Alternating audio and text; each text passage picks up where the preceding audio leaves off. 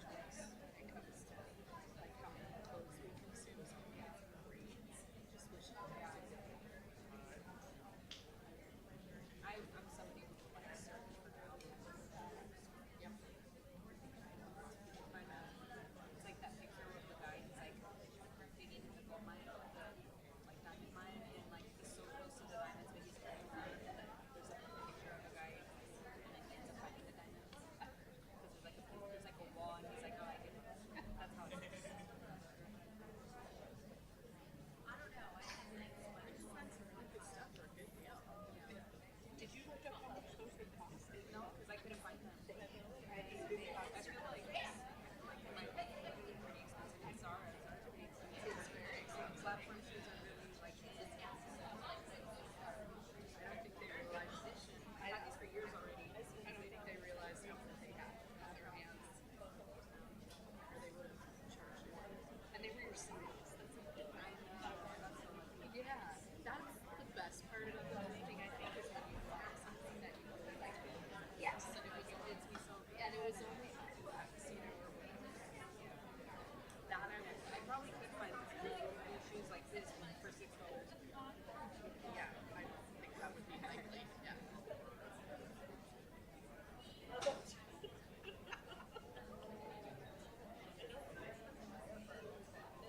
What's your favorite? I used to like Desert. I used to like many things like all the way up to the right. It was like more organized. And it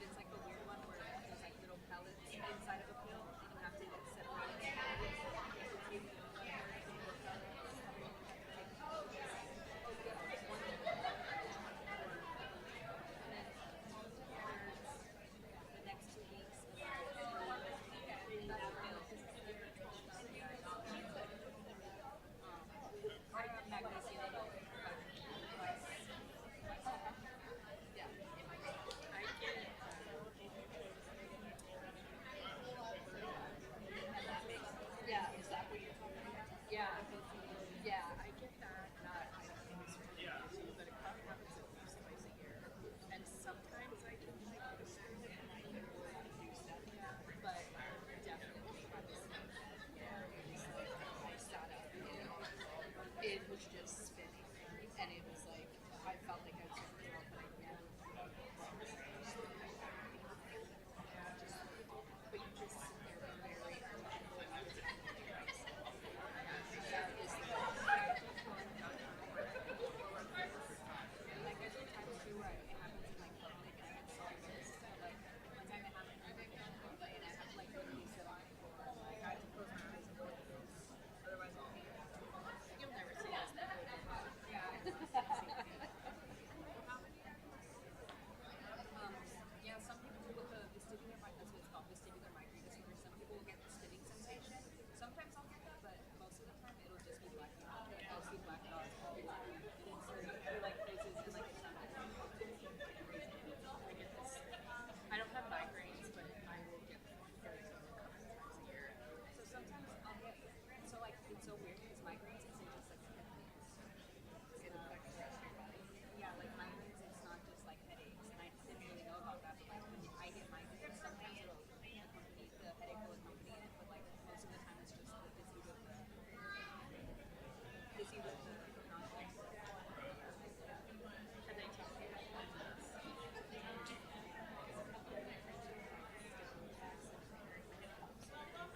I think that's more like a muscle migraine. Oh, mine's like a brain migraine. So like a lot of the time, if it's like rapid eye movement, it correlates with the eye movement. So that's why exercises help. It like needs to get adjusted to like the eye movement. Like if I look too far to my left, I'll get dizzy. Like if I look too far up, I'll get dizzy. And like when you're playing, like the exercises that you do is like play sports or like badminton, and it helps you like with your eye. Yeah, it helps you with your eye. And it helps you with your body. Yeah.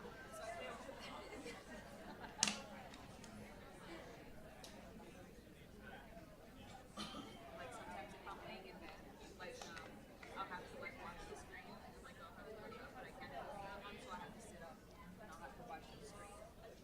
wow. So it really affects your life.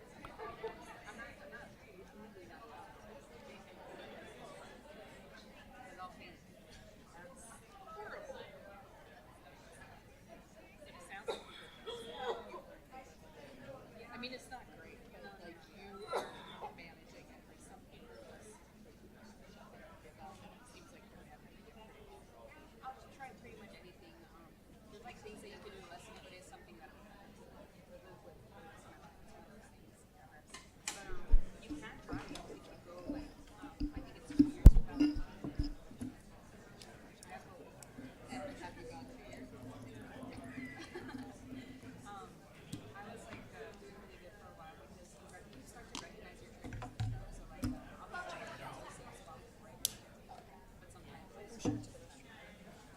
was I like to sit more recently and I so that kind of like put it down feeling closer to just the art. Yeah. And I've written before too.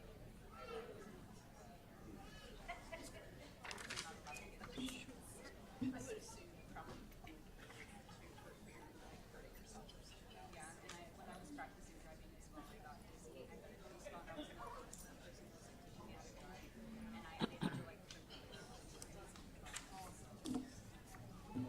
yeah, I would. And it makes sense for 2 year marks. Did you take pictures? It sucks because like majority of them are family homes. I understand them, and I could just lie. I haven't had. I've never painted. Yeah, I haven't painted in 2 years. Yeah, it is super dangerous. That's why they have like lots of like that movies. It's like seizures. That's how I describe it to people. Why don't you drive? I'm like, I basically have seizures.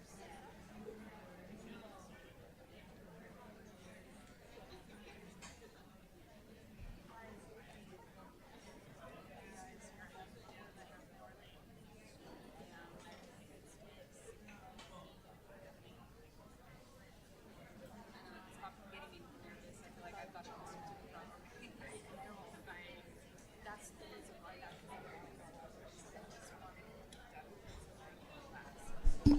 All right, good evening, everyone. We're going to get our meeting started. Today is Tuesday, May 12th. On this day in 1941, inventor Conrad Zuse presented the Z3, the world's first working programmable, fully automatic computer in Berlin. Very apt as we're talking about AI later on in the board meeting tonight. Today, we also celebrate the birth of nursing with International Nurses Day, with the birth on this day of Florence Nightingale in 1820. And a quick shout out and thank you to all the nurses I've worked with for the past 3 decades and all the help and support you've given me in my career. That said, Ms. Hine, can we have a roll call, please? Ms. Luderos? Here. Mr. Romero? Here. Ms. Shaw? Here. Ms. Ekstrom? Here. Dr. Ravi? Here. All right, all 5 of us are here, and we're going to go on to our land acknowledgement statement. We still don't have anybody for the student didn't check in? Okay. So I'm going to turn it over to Ms. Luna Rose. She is here. Oh, you are here. Okay, great. You're Sham? Okay, we have Sham Al-Kurdi here. It's 11th grader at Palo Verde High Magnet School. Is it Sham or Sham? Sham. Sham is a junior at Palo Verde High Magnet School and is a member of the National Honor Society and president of the College and Career Club.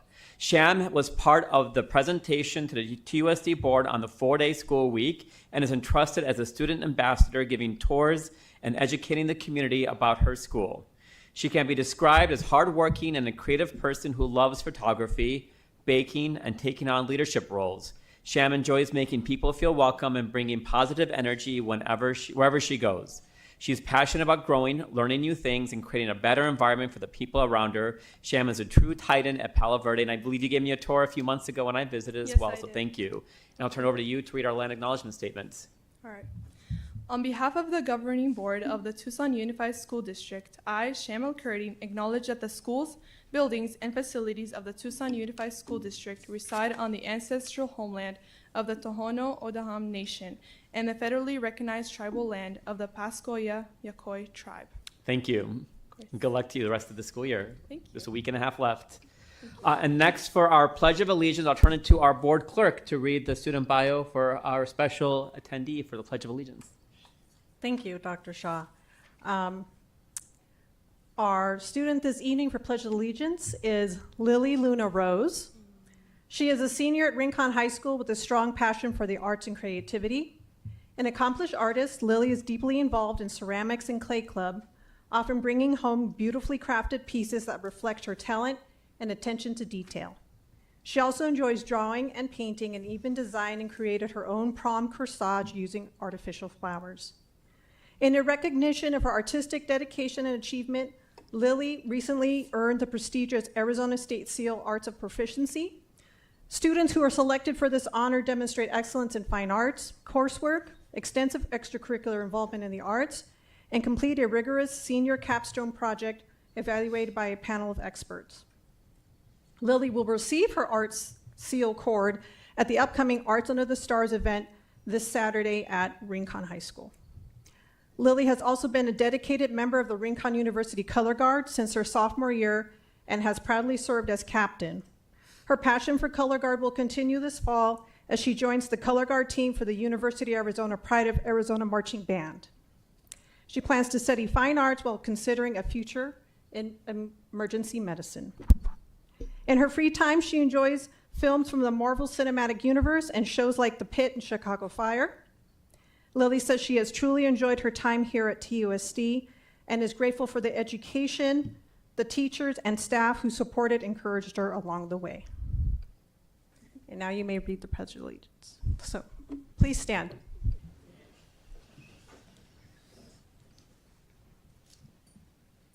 I pledge allegiance to the flag of the United States of America and to the republic for which it stands, one nation, under God, indivisible, with liberty and justice for all.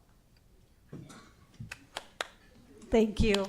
And thank you to our student speakers this evening, because it is, to speak in front of a big crowded room is still quite a lot. So thank you so much. And for Lily and thousands of others, this is our last board meeting that you will be a student at TUSD. So congratulations to you and the hundreds and thousands of others who will be graduating in just a few days. All right, Dr. Trujillo, we have a couple of agenda adjustments for tonight.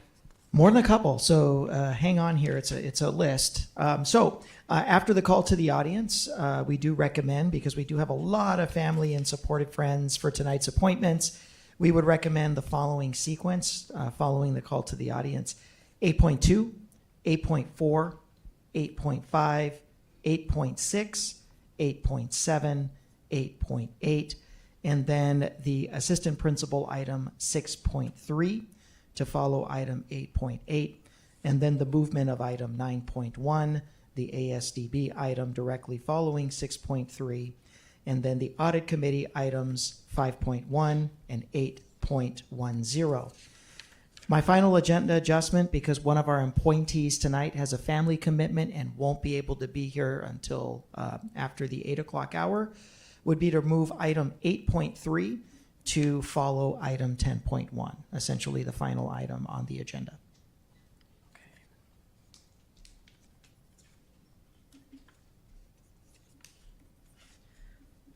All right, any objection to that, Governing Board? All right, I'll take that as unanimous consent for those agenda adjustments tonight. And back to you, Dr. Trujillo, for our superintendent's report. Yes, President Shaw, members of the governing board, and all of you joining us here this evening. As always, very, very proud to report of all the wonderful things going on in our district. Gene, we go ahead in advance. I had the opportunity to visit with Principal Villanueva, Mr. Rob Villanueva, recently out there at Booth Thicket. Had a wonderful time touring the campus. What a difference in climate and culture and interactions with our students. Very excited to see some of the changes going on there at Booth Thicket. So I want to thank Mr. Villanueva and his team for welcoming me to Booth Thicket. I also had the opportunity to go to Brickta Early Learning Center, thanks to the good folks at PNC Bank who donated $10,000 to the creation of an early learning outdoor garden for our youngest learners out there. It was amazing for me as a preschool dad to see 2.5-year-olds and 3-year-olds actually watering the plants, understanding that seeds grow, and learning at such an early age how to be wonderful stewards of nature. So I want to thank the good folks of PNC for that donation and the wonderful staff there at Brickta Early Learning Center for welcoming them in. I had an opportunity to celebrate our partners at the recent Family and Community Engagement event that honors all of the partners that we have both in the nonprofit sector and the public sector that support the work of the Family and Community Engagement Centers and teams. So just being able to spend some time and thank all of our wonderful contributors, whether from Walmart or Target or Youth on Their Own, any of our partners that donate services and goods to our Family and Community Engagement Centers that go to our students. I communicated to them just that not only how grateful we are as a district to see such strong partnerships with them, but they join a wonderful ecosystem of caring adults that really do everything possible to take care of and eliminate as many obstacles as possible for our learners so that they can thrive in our schools. So I had a wonderful luncheon. I want to thank FACE Director Lacey Grijalva for putting together that wonderful lunch, and the talented students of Santa Rita's Culinary Arts team providing a delicious lunch for everybody that day. A couple weeks ago, I had an opportunity, I don't know if it was an opportunity, but I guess an obligation to spend a day at the Capitol talking to some folks who have some different ideas about public education and trying to be the best advocate that I could be. It's always difficult talking to folks who have entrenched ideas about what public schools are and what public education does for students and families, and just really how much funding we actually need to create an amazing learning environment for students. But nonetheless, had some productive conversations, even with those I didn't agree with, being able to share a room and a space and to make our case for TUSD. The same topics, of course, on the agenda: concerns about the unlimited expansion of empowerment scholarship accounts and what that is doing to our budget, as well as public education here in Southern Arizona. Discussion about facilities and the restoration of our capital funding that needs to happen like yesterday. And then, of course, concerns about Proposition 123 and the continuation of Proposition 123 funds, and how that means an additional $2.3 million for our budget. Had an opportunity also to engage our own Pima County legislative team up at the Capitol, stressing the importance of their advocacy for their home district up there at the Capitol. And a couple weeks ago, had an opportunity to congratulate our new teacher inductees. TUSD, I don't know if we do a good enough job celebrating the work of the new teacher induction program. It is literally like the only district in the state that gives every first and second year teacher a full-time, outside of the classroom, 40 hours a week, sometimes more, professional mentor that comes to you and goes into your classroom and helps you lesson plan and does whisper coaching and models instructional strategies. And just to give you an idea of how effective this program is in preparing for my remarks to our graduates, when you look at first through second year attrition rates across the nation, it's 48% for major urban school districts of our size. Here in TUSD, it's 21%. So mentorship and on-the-job embedded support makes a difference.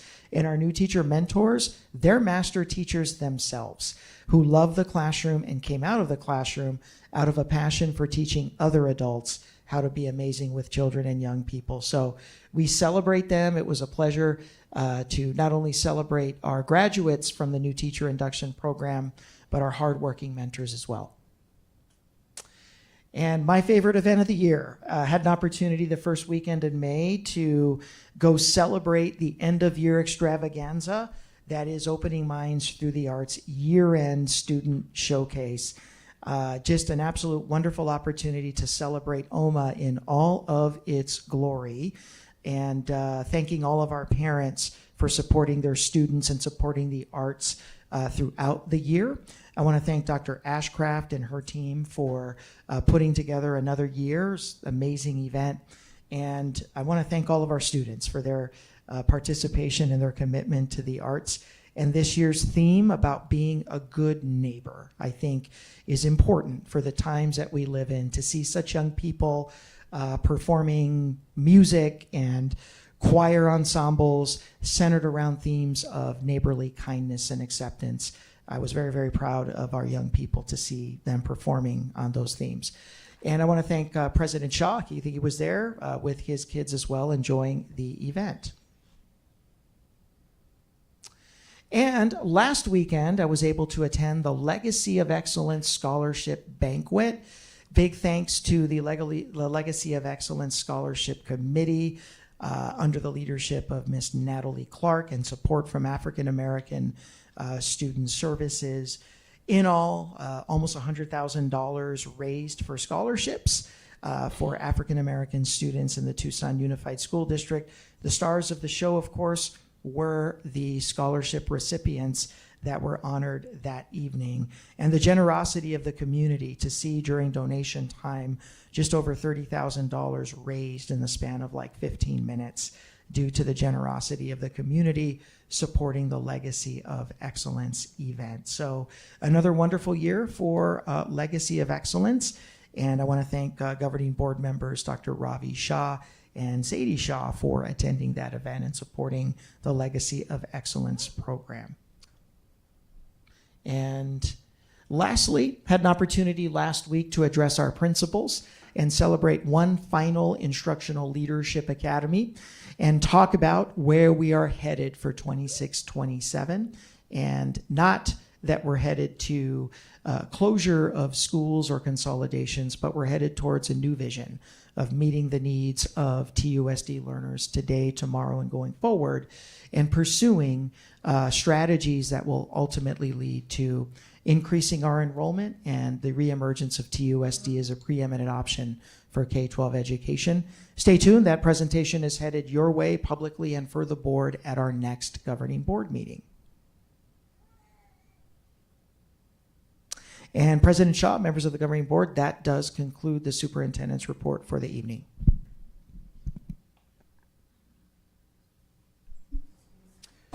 Great.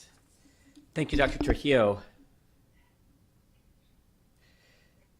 Is there anyone here from the Jewish Philanthropy Association? No? Okay, great. All right, thank you, Dr. Tree. Ms. Luna Rose, I'll turn it to you, our clerk, for a call to the audience. Thank you, Dr. Shaw. Good evening, everybody. Members of the public may speak during to the call to the audience. The governing board clerk shall be responsible for recognizing speakers and for maintaining order where it may be appropriate. Those who speak in person or want to have their comments read shall email or call the board office or complete a request to address the board form before the meeting. Speakers who have not completed a request form are not permitted to address the board. The speaker must state their full name and topic prior to the meeting. Speakers are encouraged to be brief with a maximum time of 3 minutes. While more than one speaker may speak together in the time allowed, speakers are reminded that they are not allowed to speak more than once, and they may not transfer or delegate their time to others. If there are documents for the board, please give them to the board office staff, and they will ensure each board member receives a copy. Those attending the meeting and or speaking before the board shall observe rules of good conduct. Speakers shall refrain from inappropriate or slanderous remarks. And because TUSD serves students from preschool through high school, speakers should be aware there may be children present and listening. At the end of the call to the audience, the governing board president will ask if any board member wishes to respond to a criticism, wish to ask staff to review a matter, or wish to ask that a matter be put forth on a future agenda. No more than 2 members may address each topic. And our first speaker this evening is Raul Grijalva Gomez.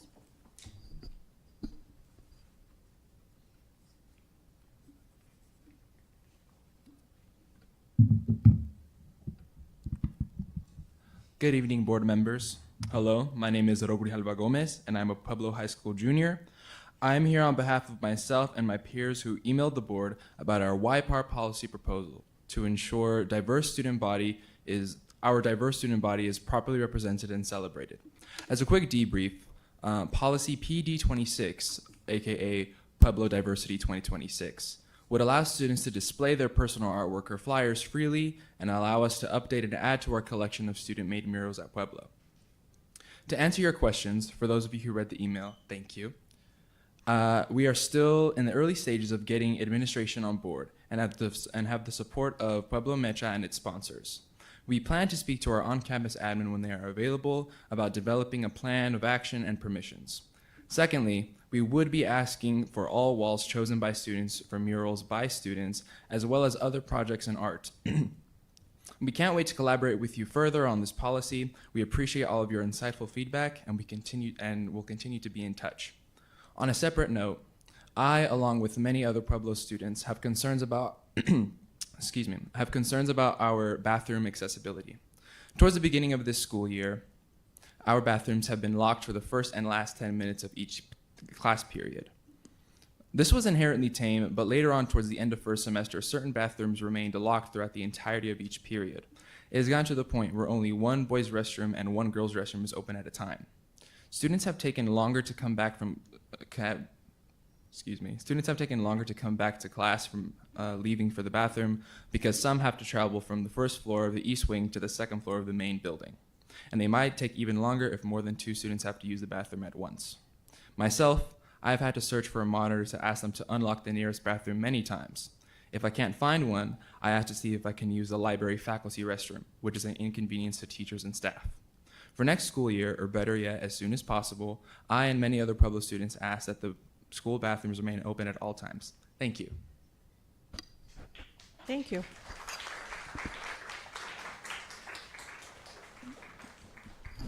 Next is Katie Senko.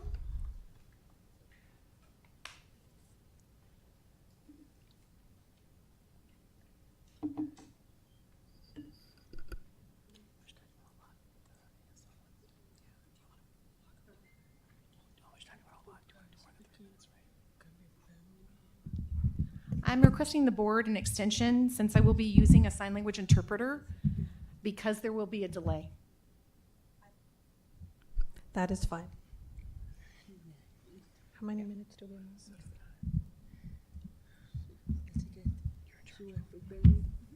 LaDonna, how much time do you think?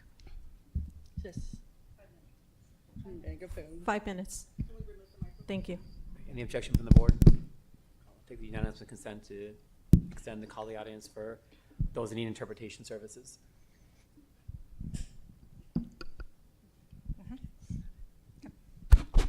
Ready. Good evening, everyone. My name is Catherine Cienko, and I'm the president of the Arizona Association of the Deaf. Thank you for the opportunity to speak tonight. I also want to acknowledge the effort made to ensure communication access for tonight. That matters, because the future of deaf, hard of hearing, and deafblind students mean a great deal to me and the many members of the community. I want to also briefly reflect on the April 28th board meeting. What stood out to me was seeing board members ask thoughtful and sometimes difficult questions, engage directly with community concerns, and take time to better understand the impact these decisions could have on our students and families. That level of encouragement matters. It reflects the kind of careful governance the public hopes to see when decisions involve vulnerable student populations, specialized services, and significant public funding. That's also why communication access is so important. Arizona and federal law requires meaningful communication access at public meetings, including qualified interpreters for deaf, hard of hearing, and deafblind individuals. When access is uncertain or improvised, deaf community members are placed in the position of fighting to participate in conversations that directly affect our education, services, and future. Looking at tonight's agenda, specifically the proposed allocation of $815,000 in Medicaid federal funding to support students potentially transitioning from ASDB, I want to be clear that I'm not opposing support for students. My concern is about transparency, sustainability, and informed decision-making. TUSD recently approved approximately $10 million in budget reductions. Because of that, it is reasonable for the public to ask, how is this funding model, and will it be sustained long-term, and how those decisions are being financially justified? I say this not as a community member only, but also as someone who has more than 20 years of board and governance experience, including serving as both a board chair and vice chair. Transparency, accountability, and clear financial justification are essential components of good governance, particularly when public funds and specialized student services are involved.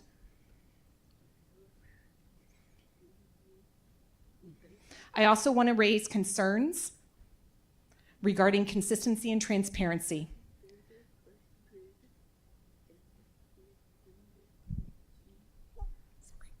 Sorry, notification. Sorry, go ahead.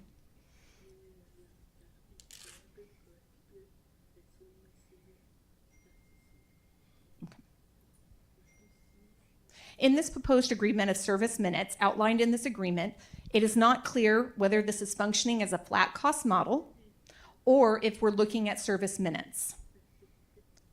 It is because of this, because neither of the current contract nor addendum E appears to clearly define that framework. I also want to raise concerns regarding consistency and transparency. When I reviewed prior TUSD governing board agendas, including the January 27th, 2026 meeting, other expenditures included detailed explanations, funding resources, and financial justification. That same level of detail does not appear on the present here proposal of this size and significance. I also want to identify that support alone does not replace an lived experience. It does not replace cultural and linguistic appropriate environments for students with sensory disability, and it doesn't replace the community here before you, the identity, the access that has been intentionally built into a specialized educational system. That is why I'm saying it's critical that we must slow down and fully engage the communities most directly impacted by the decisions today, our deaf, hard of hearing, and visually impaired students. their families, the educators, the community leaders, and organizations. I appreciate the district's identifying community partners and resources. However, I notice that several important stakeholder organizations were not included in today's presentation. So I strongly encourage the district to engage with those organizations, including the Arizona Commission for the Deaf and Hard of Hearing, the National Association for the Deaf, and the National Deaf Center on Post-Secondary Outcomes and National Federation of the Blind. Thank you for your time this evening. Thank you.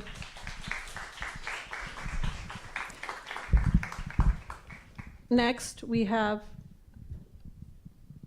Cameron Rodriguez.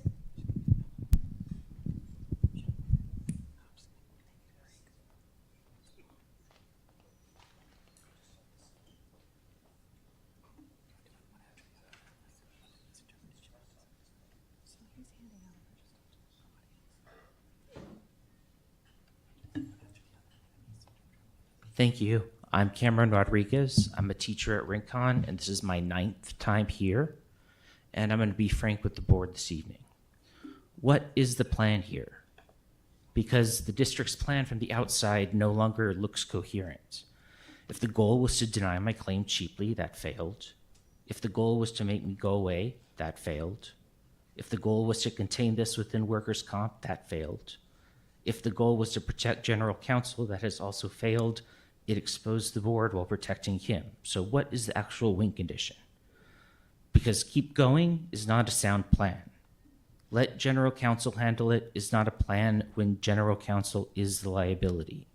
And wait until the hearing is not a plan when the carrier's defense has already filed the accident report that proves my claim is valid.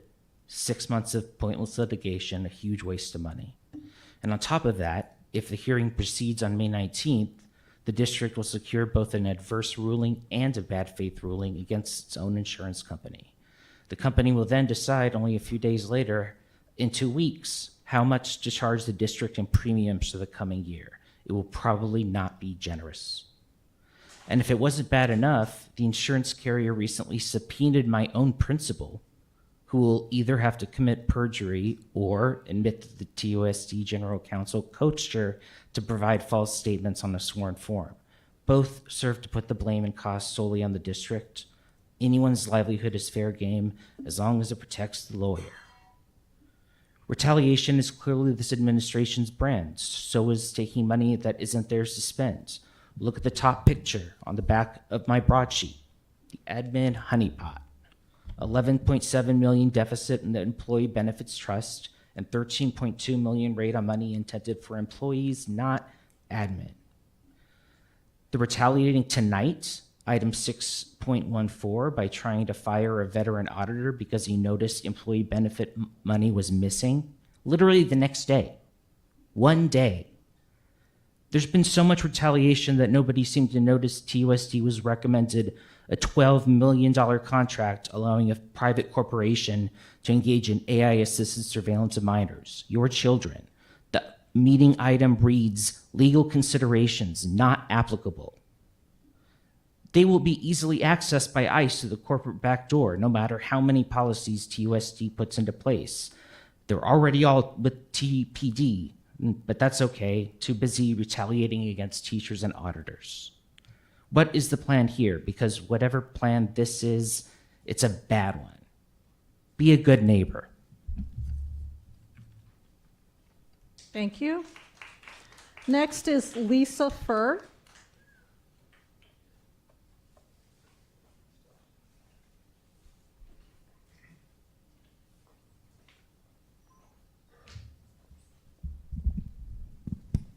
And can we get the 5 minutes, Mr. Armstrong?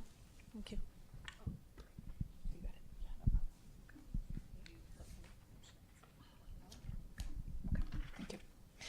Good evening, President and board members. My name is Lisa Furr. I am an alumni here speaking this evening regarding the ASDB TUSD Addendum E and the transition plan.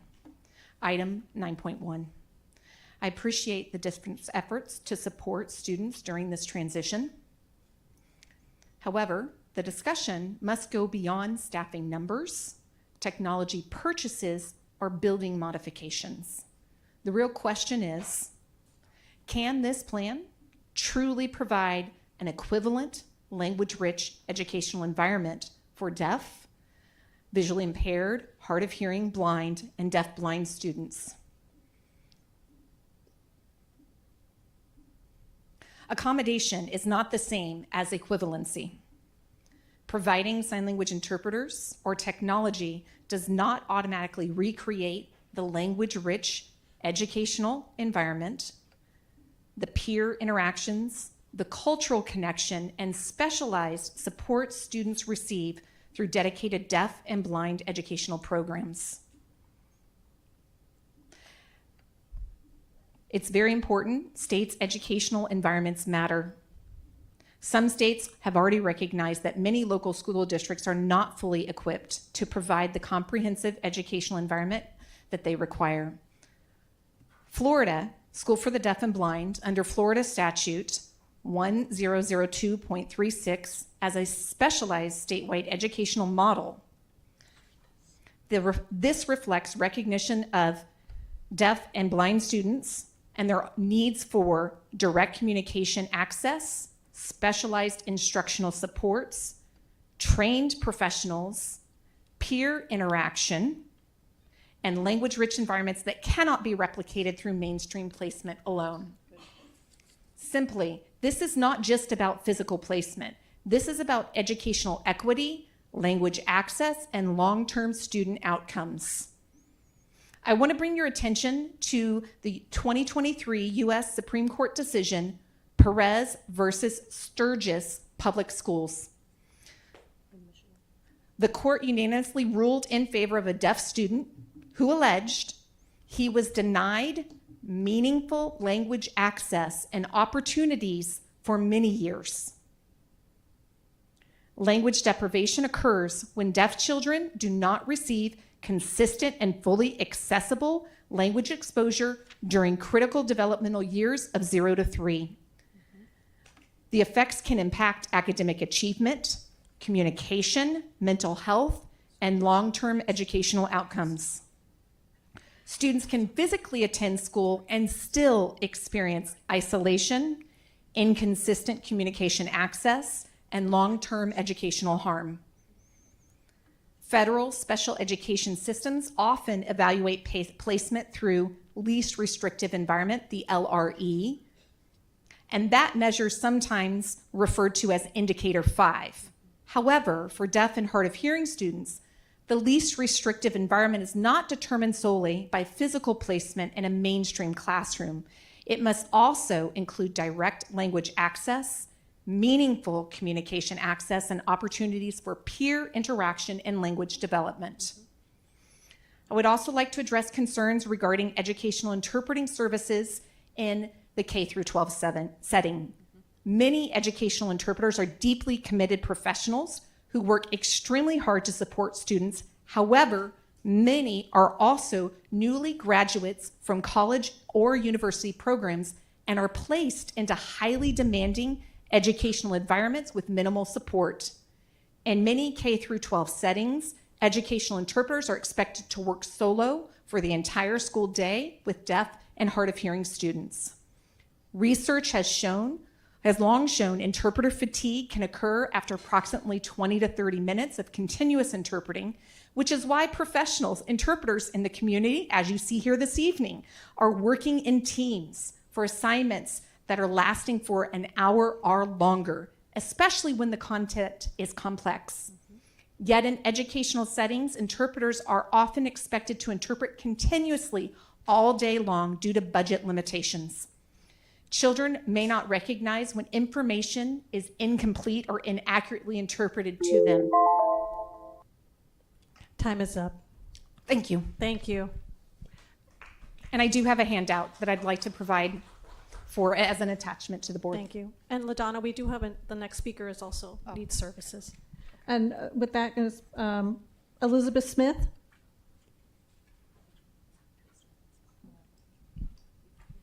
Okay. And who do I give my additional handouts To this young lady over here to the left. Or your right. Thank you. Thank you, board members, superintendent, president, for the time to speak tonight. My name is Elizabeth Smith. I want to explain my background just a little bit. I am deaf myself. I'm a mother of 3 deaf children, all of whom go to ASDB. I'm also a teacher of the deaf for TUSD at Miles. I'm also a member of the deaf community, and I deeply cherish deaf education.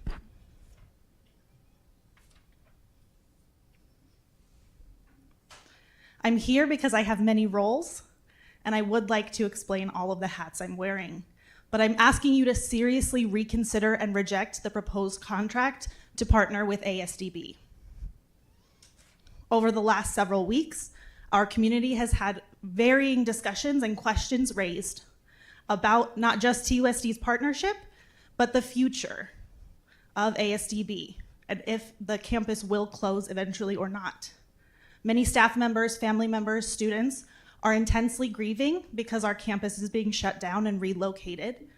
And also the school designed to serve many students, including deaf students, deaf-blind, and multiple disabilities. This allows an environment where these students can thrive. And while bringing them to a mainstream environment on paper seems like inclusion and seems beautiful and the most appropriate language access, instruction and involvement in the community isn't really inclusion. If you bring them into these mainstream settings, they are going to experience isolation. The legislature refused to provide funding for ASDB to be able to continue to have our campus thriving, and now our agency is being forced to make decisions for deaf and blind education throughout the state of Arizona. Our community sees what's happening. We see the programs shrinking. We see our community being forced out. And it seems like technology is meeting the needs of LRE on paper, but again, the lived experience is very different. When students lose access to direct communication, they do no longer have a strong sense of identity. They aren't able to connect with their peers. And I've heard many, many stories of people's lives being changed because they were able to go to ASDB, where they had full access to language and great opportunities. Those outcomes do matter. As a teacher in the public school, I've seen districts struggle. I've seen interpreter shortages constantly, lack of services, no ASL specialists, no curriculum that is designed for deaf and hard of hearing students or those with language differences. I have spent many hours investing in specially designed instruction for students and looking for trainings to further myself so that I can help them appropriately. There is a lack, students have a gap that they are facing, and equal access for literacy looks a lot different, and we need to find a solution that works for the deaf students. There's a moment when I leave work and I feel an immense amount of grief because I know they deserve more than the system is providing, both TUSD and ASDB. Please help to continue forward progress and do not help push our students out of ASDB campus. It might look, again, like inclusion, but it is less access, less language, less community, less opportunities to thrive in the future. Our children deserve better, and they deserve a future where deaf and blind education is strong and not diminished. Thank you. Thank you. And we do have another one, yes. Sorry about that, Nadana. Casey Hassett.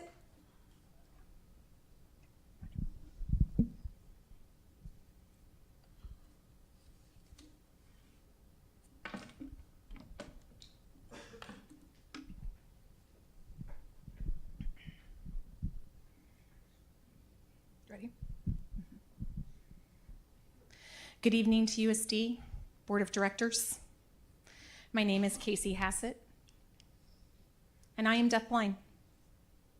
I grew up experiencing both an oral and a deaf and hard of hearing program in the public schools. I'm here tonight as a community member and a stakeholder. The system is broken. The deaf community knew, fought, and warned about this for years. what happened at the last TUSD board meeting on April 28th, where there was no interpreter despite a request, got nationwide attention. It's now actually being discussed beyond Arizona. Even special education directors across Arizona are talking about this incident.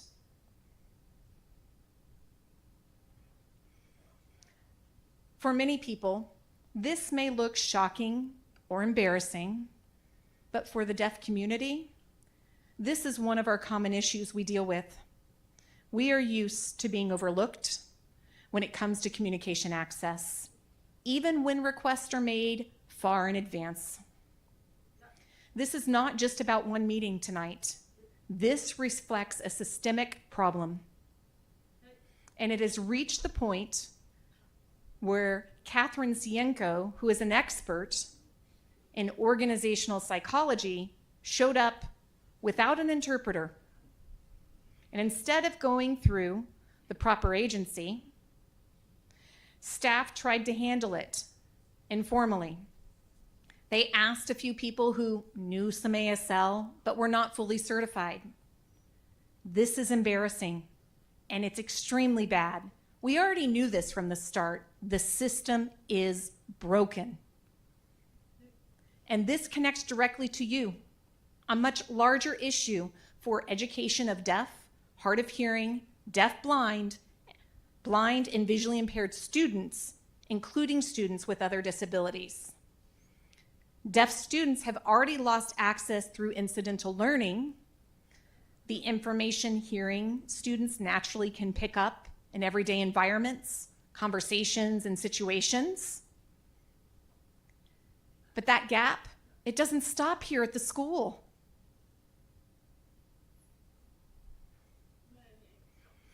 Many deaf people only learn self-advocacy after high school. Many of them learn those skills after graduation. I myself, as an example, I first learned how to request an interpreter when I was in community college for classes. Then doctor appointments. No one taught me how. Not just that, writing a check, filing taxes, applying for a credit card, and making phone calls using video relay service with certified ASL interpreters. These are basic life skills that so many deaf students are expected to just figure out after high school without proper preparation. My main point this evening is what happened at the TUSD board meeting is directly connected to the failures in the educational system. So I ask you, if deaf, hard of hearing, deaf-blind, and blind and visually impaired students had full access, resources, and incidental learning opportunities during their education, they would leave school prepared to live independently, thrive as they became adults, and contribute as taxpayers instead of struggling to access a basic system. Students should not have to fight this hard for their access. For the blind and visually impaired students, they deserve a safe learning space with appropriate resources and services. Blind and visually impaired students should have access to ASDB as their safe learning environment, and it is ASDB's responsibility to ensure they are properly supported. Many of these blind and visually impaired students do not want to return to public schools because of the lack of support, the lack of resources, and the bullying. And honestly, I don't blame them. I experienced bullying myself in the mainstream environment. Students deserve to learn in an environment where they feel safe, supported, understood, and have full access to the resources they need to succeed.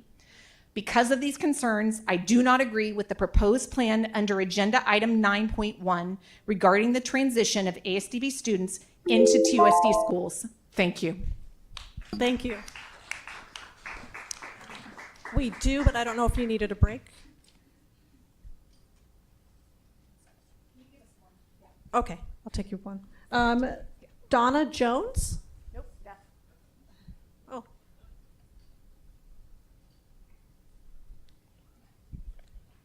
Yep. Okay. Yep.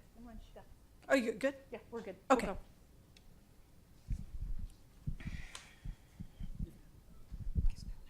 Right. Hello, board.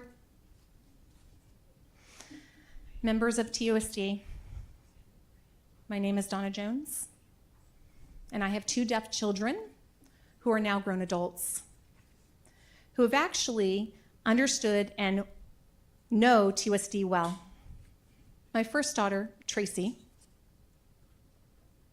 was originally intended to go to the Arizona School for the Deaf and Blind. However, I was told, oh no, your daughter must go in the district where you reside, which at that time was TUSD. I was, as a deaf parent, did not understand. We were planning to relocate from Colorado. My parents lived here, and it did not make any sense to me. Why would I send my daughter, whose first language is ASL, completely deaf, into a mainstream school? We went to Weller Elementary, and then after 2 years, we went to Shoemaker. Those teachers and those environments, the educational interpreters, the aides, were not fluent in a language that my daughter used. They used a language system called C. My daughter was completely isolated. She had no friends except for her special education class, which she knew she was in special education. I wanted my daughter to be in an environment with all peers who were like her. And that's why when my second son, Lee, was born and ready to enter into public schools, I fought 3 years with TUSD, refused to allow me to take my son and my daughter out of TUSD. After the 3rd year, at that IEP meeting, there was one individual who finally admitted at the table that they said, oh, we have someone who can sign. Your daughter is allowed to leave the school and go attend ASDB. You can't imagine the immense joy that I had as a parent. 3 years of hitting a wall, not having access. So my son and daughter were, I thinking, great. We both transferred our children to ASDB.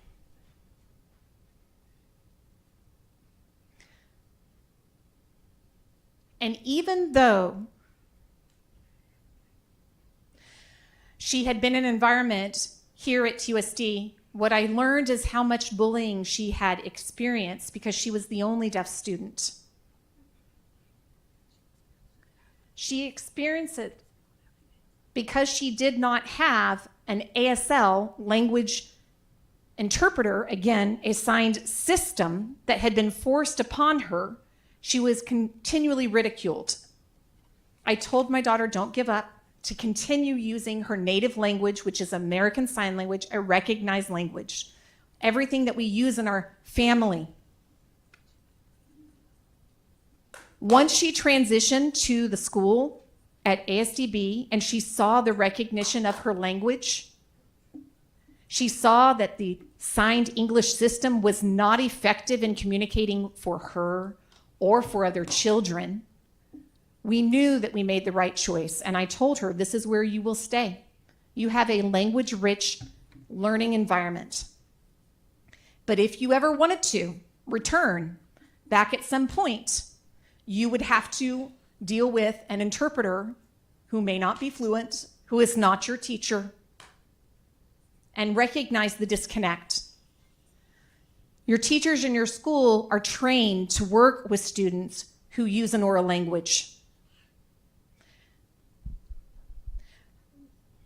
So, in closing, ASDB is where our students need to be. ASDB, School for the Deaf and Blind, is where they deserve to go. And I hope that you, TUSD, would agree as a district that you would break this proposition and leave the students where they belong in the environment that is language rich and perfectly designed for them, and not send them to TUSD. Thank you. Thank you. And next is Thor Halverson.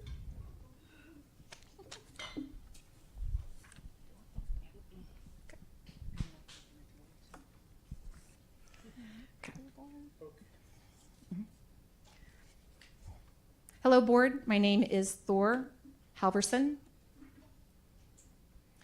I grew up in a mainstream environment and then had the opportunity to go, when I was older, to a residential school.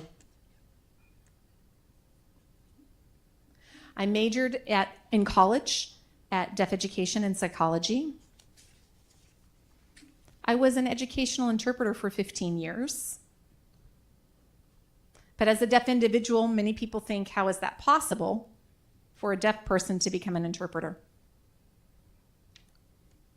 And I'm also a deaf poet. My concerns this evening. I know firsthand what a mainstreamed, educated environment looks like. Being a military child, I went to a school for the DoD where I had no support, zero design for people like me who are deaf, no educational interpreters. As a result, I experienced language deprivation for many years. And it wasn't till later that I was exposed to language after I graduated that I immersed myself in the community. So my concerns this evening are about the best educational environment, which is a language culturally rich environment, language taught in direct instruction based on shared experience, identity, and connection. The development of mentors and role models must be present. Deaf individuals need to be able to see themselves in the educators who are teaching them. If these students are placed in a classroom in TUSD, where are they seeing other deaf role models? Where are they seeing other deaf kids for those interaction, those conversations, and not immediately recognizing they are different? I promise you isolation will happen.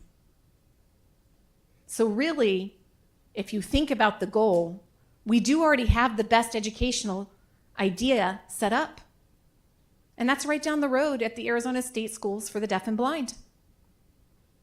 All the services are in one place. All the services that you could need do not to be chased within a district from site to site. All the specialized staff in one place. Even though ASDB has fired those teachers, that's not your responsibility. How are you going to satisfy the need? How are you going to meet the deaf children where they're at? Their need for language development, language fluency. How will you as TUSD provide that and set that up? The identity, the development, the culture, and the interaction. 50% of learning is social. We know this. We need that. We also need a shared community. We talk about community support and engagement. They're deprived of that. For our blind and visually impaired, it's the same. I am low vision. At ASDB, I have the capability to thrive. I have resources like Braille. I have different technology. Whether it's sports, participation, I have the ability to be involved. All of those resources are already set up on a specialized campus, ready to use. And right now, the process so far looks like it has been sabotaged. Yes, there's community turmoil. But really, I'm asking you, board members, be thoughtful. Ask ASDB, what is ASDB asking you? Is that truly acceptable to take that burden? Think about ASDB and what they are asking you to absorb. What does that really mean for you as a district, for your students?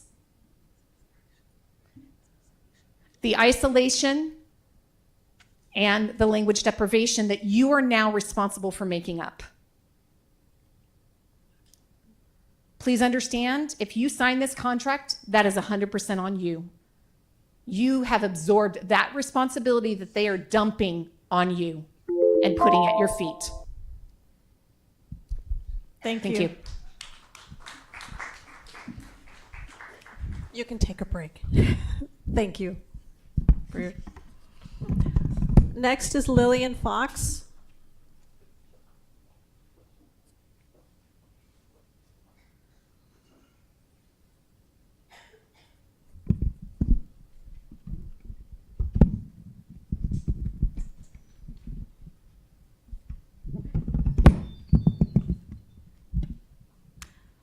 Members of the board, President Ravi Shah, Superintendent Trujillo. I don't know what to say. You're in a mess. I was a longtime teacher here. You don't have the resources to provide what these children need. I'm using this, and I'm starting at the bottom. On a radio program, TUSD, or Dr. Trujillo, excused TUSD's miserable academic achievement because our kids are all poor. He claimed that 80% of TUSD students are on free and reduced lunch, and that only 20% of Arizona students are on free and reduced lunch. Well, according to the Auditor General, 20% of TUSD students are impoverished, not 80%, and that's versus 14% of, on average, Arizona students are poor. That is no excuse to believe and say that children can't be educated because they're poor. That's lousy. No superintendent should say that. It's impossible. It's possible to educate poor children.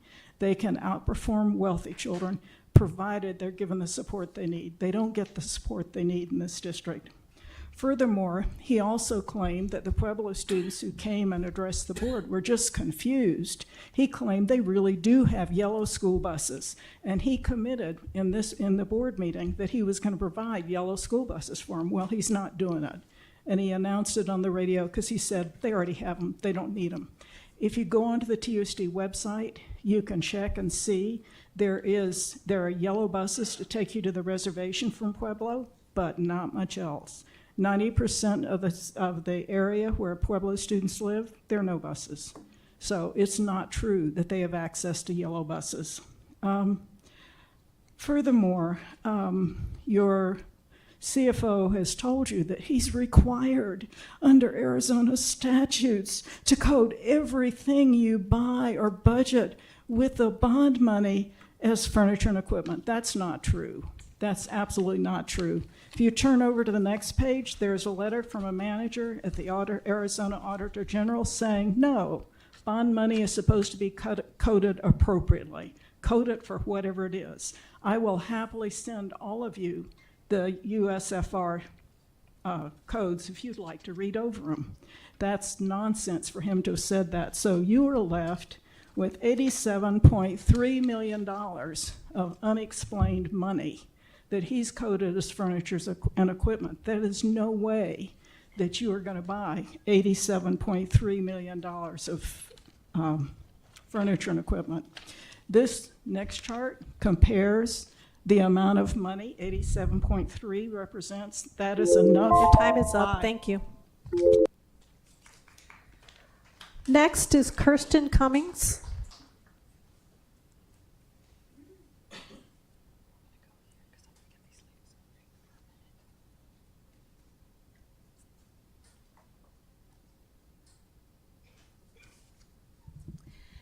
Good evening, board. Now I don't have written comments. I can't even trip over cursive letters. Superintendent Trujillo. My name is Kirsten Cummins. I work for the Educational Materials Center, which is the central library for the district and is under the umbrella of Fine Arts. I am here to ask you to either remove item 6.14 or take it for discussion, because no reasons are given for this audit committee member's removal. None whatsoever. And he, like you, is a public servant. So the public before you and watching would like to know why he is being asked, why you are being asked to remove him. Even though he is a volunteer, he does qualify as a public servant, just as you are volunteers and qualify as public servants. He, as an audit committee member, is serving a very important role. And I believe if he were to leave, the audit committee would not have quorum, though I could be wrong. And also, I think I read in an independent news source that we just lost our recently appointed internal auditor, which is also alarming because I saw him on Zoom at the April 15 audit committee meeting. What is happening? We need to have public discussion, public record. This does not look good at all. If we want the public to support our district, we need to be transparent. Yes, they have supported us in the past with the bond, they've supported us with the override, but things like this do not look good. And we're just going to lose more students, I'm afraid. So please either remove this item or discuss it so it's all out. Thank you. Ms. Lunaros, the 45 minutes is up. Thank you.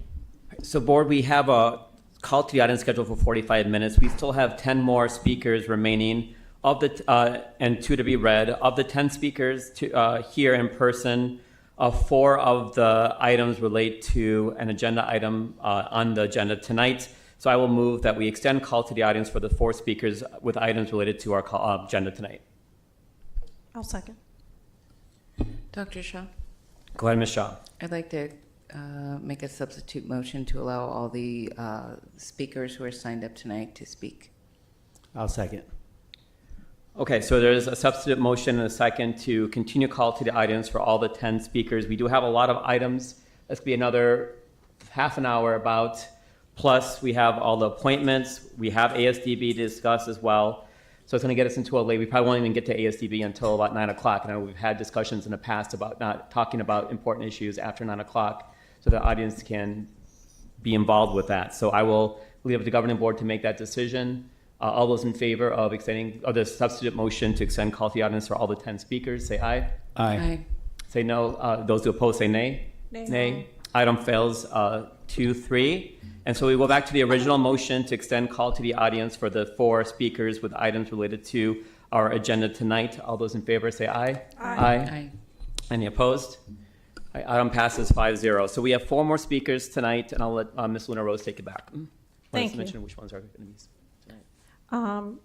We have, in terms of, I'm not sure if they will be needing services, Ava Crowell, Steve Wakuku, I hope I said that correctly. Dewakuku. And Carrie Hodgkinson. And then Guadalupe Henninger is our last speaker. Okay. So Ava Crowell, or Crowell, sorry.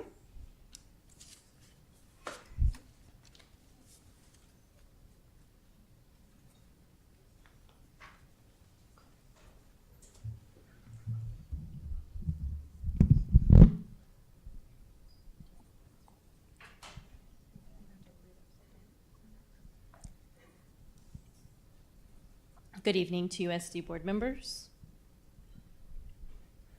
and thank you for coming, members of the community as well. My name is Ava Crowell, and I am a former employee of ASDB. I am now retired. I am also a parent of 2 grown children, one of whom is deaf.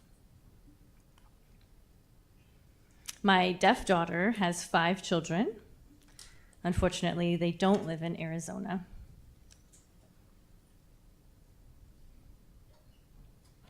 Reflecting on the speakers earlier tonight, looking at their experiences, whether it's having direct experience in a mainstream setting or going to a deaf school, it's heartbreaking and it's touching.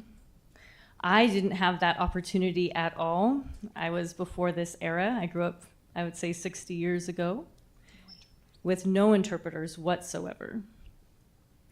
At the end of my career, I was the ASL specialist at ASDB. Children who came to us were already behind in their language development. They didn't have exposure in their homes, and school is where we could address that language gap. Without that extra support from the school specifically to teach language, both reading and writing, and social skills, their language would not develop as it did and that what we had seen. We would overexpose these children from the moment they stepped on our campus. We need to have language-rich programs for these students, not simply services provided to them. There was one student I worked with directly who came to us from the reservation. This student originally had no language to speak of whatsoever, but I worked with this person one-on-one. When they left us, when they graduated from ASDB, they were accepted into Gallaudet University.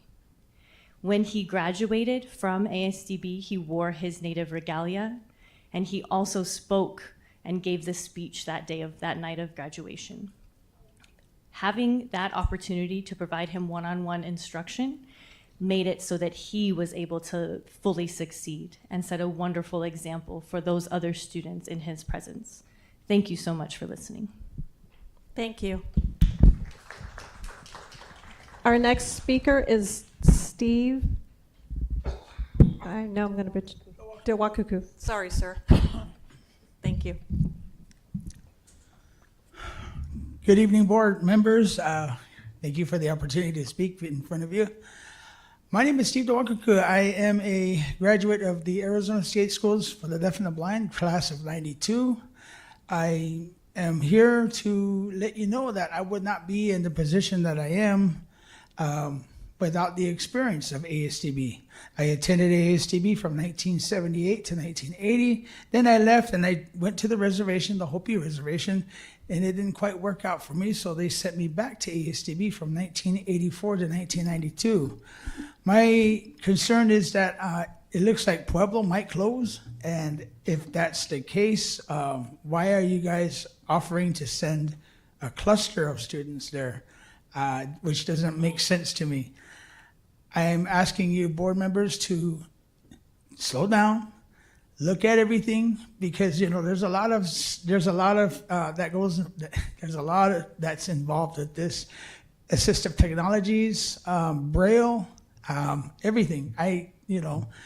And so I'm just asking you guys to please reevaluate your situation. I'm currently a Fry's employee.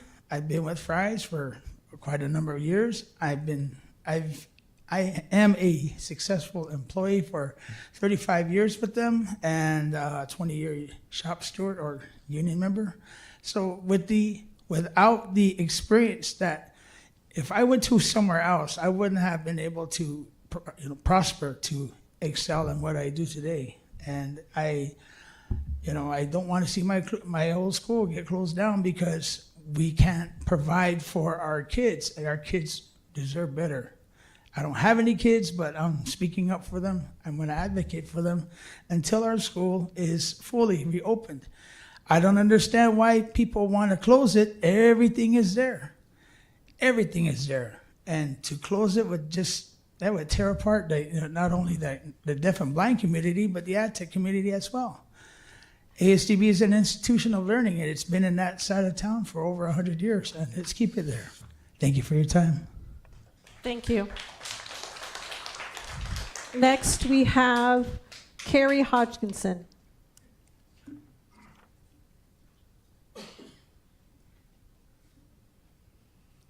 Thank you, board members, for allowing me to speak tonight as a parent. I have 3 children. You have touched the lives of all of them in one way or another. Full disclosure, I'm employed as a second-generation educator at 1200 West Speedway for another week and a half. We moved here for the school for the deaf and the blind. My daughter is deaf, and she's blind. She was at a local school because they wouldn't take her right away, but we were one of the wonderful TUSD schools. However, no one could talk to her. They found one member who knew a little bit of sign language, had taken one sign language class at Pima Community College, and brought her in to hang with my daughter for the 6 weeks she was there. Currently, why did we move? Because my daughter said to us at 10 years old, I want to talk to my friends. I don't want to talk to my friends through her. She pointed at me. Her mom, the interpreter, she wanted to go to school where she could talk directly to them. We picked up everything we had and we moved 3 states down to the Arizona School for the Deaf and the Blind. Would I do it again? Yes. Why? She's currently, like this gentleman behind me, employed at a grocery store competitively for 6 years at this point. She's a graduate of the Project Focus program at the University of Arizona, and she resides on the council at the College of Education Alumni Council as a member. That's pretty successful, as the many people behind me. Parents need transparency, they need communication, and they need to be listened to, please. My second child you lost because of the school closures that TUSD went through. I would like to commend you for the public opening community forums that you had to include parents during that. Please continue to do that. But remember, parents have autonomy and we can make decisions. My daughter, who did kill me for this, but she graduated magna cum laude at the University of Arizona. She had over 4.0 grade point average. She is currently next week joining the very prestigious MEPIN program at the University of Arizona. TUSD lost her. My son Kyle went through TUSD, graduated from Tucson High, and got a D in sign language class because his sister's deaf and he signed it how she did it. The teacher said that's wrong. I appreciate the efforts tonight. If my daughter was here speaking, you would have 4 to 5 interpreters in front of you for access as opposed to 3. Thank you, interpreters. Please remember that parents do have the autonomy to make decisions, and that's very important. We can't follow your plan or anyone else's. You can't count on numbers because we're going to do what's best for our child. Thank you very much. Thank you. And our last speaker this evening is Guadalupe Henninger.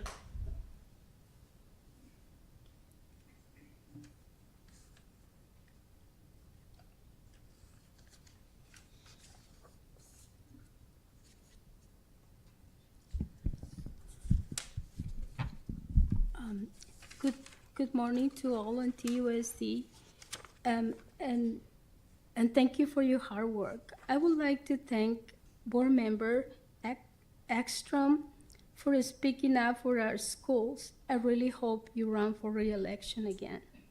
Before I start, I would like to say the majority of the people voted for affordable health care, affordable housing, low food prices, and low gas prices, and some other things. War is not what people voted for. The majority of the people here and all over the world wants peace.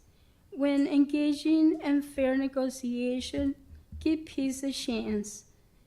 The international law is against the international law to invade neighboring countries.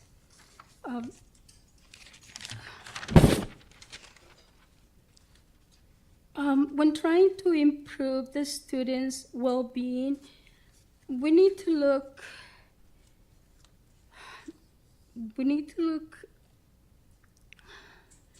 for the root causes. Our children and students are the casualties of war. In 1957, President Eisenhower warned us against the military-industrial complex that goes against preserving our peace and protecting our military people. Our children and students are the casualties of downturn economies, lack of clean air, clean water, health care, food security, school funding, and house security. We need to call the GOP-led House and GOP-led Senate and tell them to start governing and fund the things for the people. Thank you. Thank you. That is our last speaker, and we have one to be read. We did not? Okay. Our governing board. Now our governing board has the opportunity to respond to criticism, ask staff to review a matter, or ask that a matter be put on a future agenda. Reminder that no more than 2 members may legally address each topic. Dr. Shaw? Go ahead, Ms. Shaw. First, I want to thank everyone who came to speak tonight. If you weren't able to speak, please do email your comments to the governing board if you haven't done so already. In regards to Ms. Lillian Fox's comment, I'd like to ask staff to review the matter discussed regarding the Auditor General's response to the bond codes. And then last, I'd like to thank the blind and visually impaired, as well as the deaf and hard of hearing community for sharing your concerns tonight. And I would like to ask to be put on a future agenda, a presentation on the cost and logistics of maintaining the language-rich learning environment at the ASDB campus in partnership with ASDB. Thank you. Thank you, Ms. Shaw. I want to thank our interpreters for doing amazing work tonight. Thank you so much for all your efforts. And I do want to say one thing. There was a comment about our internal auditor. There is no change in position. Our internal auditor is still working for the district, and I've been emailing him all week long back and forth. So there is no change in that role. And Pueblo's staying open. And go ahead. Ms. Rose? Mm-hmm. Yes, thank you, and thank you so much. The young man, Raul Grijalva Gomez left already, which I understand because there's school tomorrow. So I just wanted to acknowledge our student, our first speaker. He's very passionate about things that are happening at Pueblo High School, and he is the president of MECHA. So I wanted to commend him for his remarks this evening. I will hopefully be meeting with him and the students from MECHA very soon, or if not, right before the next school year starts. So I just really encourage students to come to the board meeting. And to our deaf and hard of hearing community, thank you so much for showing up this evening. I know that this is a very big change for your community, and honestly rather shameful of what ASDB has done and the state for your community. So, and I know that it makes you very nervous, and so we will having hopefully a nice, robust discussion a little bit later. And I also wanted to echo Ms. Shaw's comments and thanking Open Doors Interpreting and LaDonna Gabrielson and her team for all their work this evening. It's a lot, as you can see. If you're not familiar with interpreter and ASL interpreters, it is a different language from English. It is American Sign Language. It's not English. So there's a lot of nuance to that, and there's a lot of things outside of the community here at Miles that we'll have to learn. So looking forward to working with your community. And thank you. All right, thank you, everyone. That will conclude our call to the audience. So here's what we're going to do. Next, we have appointments.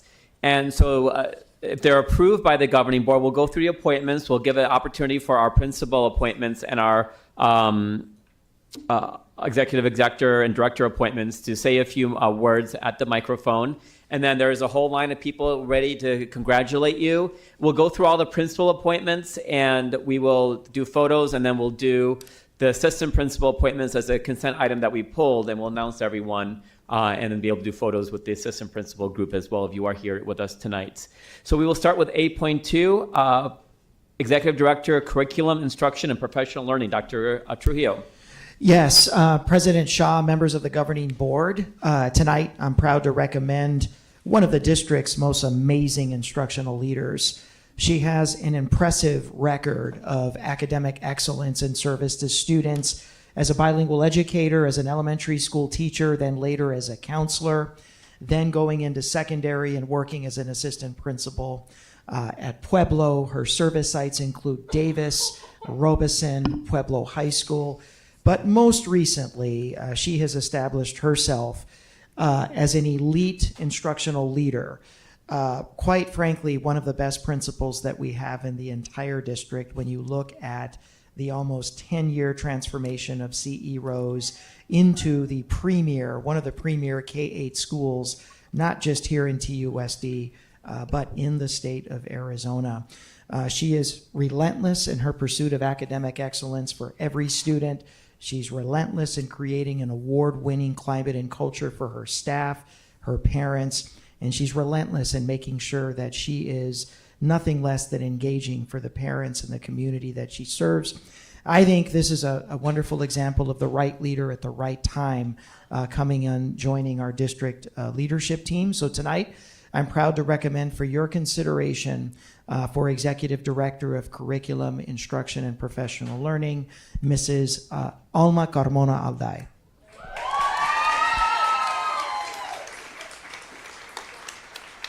Dr. Shaw, Ms. Ekstrom. I motion to approve that Ms. Almona Carmona Alday to serve as the Executive Director of Curriculum, Instruction, and Professional Learning. And I'll second the item. This is a new position as we reconfigure our curriculum department to truly meet the needs of our students and learning.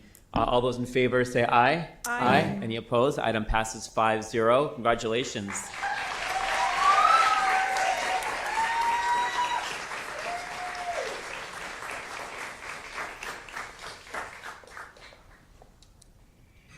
Good evening, Governing Board President Dr. Shaw, Governing Board members, Dr. Trujillo, and legal counsel.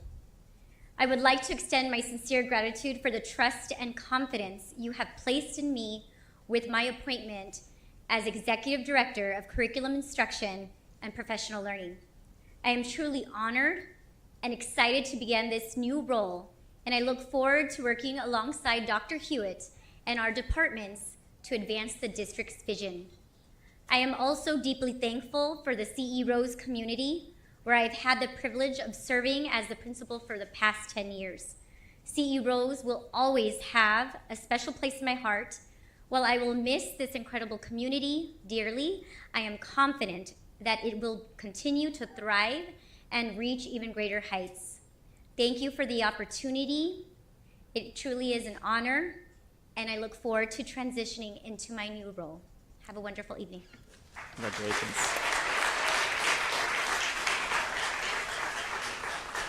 And if 8.3 is still not here, Dr. Tria, we should skip that and move on. Ms. Hurley's not here. Okay, 8 o'clock. All right. So we'll go on to 8.4, Principal of Myers-Ganong Elementary School. Yes, tonight's candidate spent many years on the campus of Rincon High School as its MTSS coordinator. He was in our administrative preparation program, Leadership Prep Academy. Then he left us, went to Nogales, became a successful principal in his own right, having one of their premier elementary schools. Came back and is currently serving as the interim assistant principal at Tucson High, our district's largest school. And he threw his hat in the ring a few weeks ago to serve as the next principal of Myers-Ganong. Thoroughly impressed the hiring committee in that community. So tonight we are proud to recommend Mr. Gabriel Wong to serve as the next principal of Myers-Ganong Elementary. Dr. Shaw, I'd like to move the item.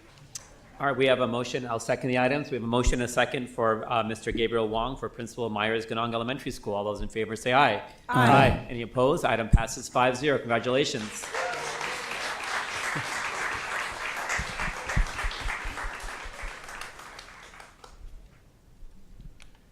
Thank you. Got a little ahead of myself. I want to sincerely thank all our school families, staff, district leadership, the governing board for the trust and confidence you've placed in me by recommending me to serve as principal of Myers-Ganong Elementary School.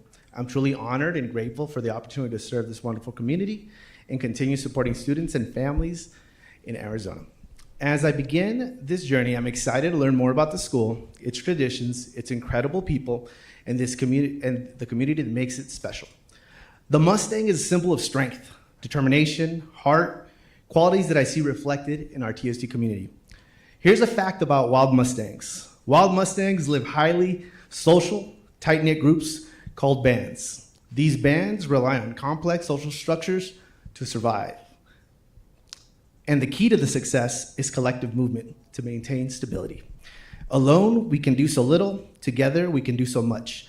I truly believe the best schools are built through strong relationship, shared purpose, and a caring community. I'm excited for all we will accomplish together as Mustangs. Congratulations, soon-to-be Principal Wong, future Mustang. Next, we have item 8.5. We have the interim principal at Catalina High School. Yes, President Shaw, members of the governing board, tonight's recommendation to serve as the interim principal for Catalina High School. Deep roots in none other than the Pueblo warrior community, where she served as a social studies educator since 2012, became a culturally relevant master teacher, and became a assistant principal, serving at Catalina High School on an interim basis. And now we are proud to recommend her for the interim position of principal at Catalina High School. So I'd like to recommend for governing board consideration Dr. Jessica Mejia Bernal to serve as interim principal at Catalina High School. I'll move the item. Second. Mr. Romero? Just real quick, I just want to kind of put it on the record here from what I understand on this.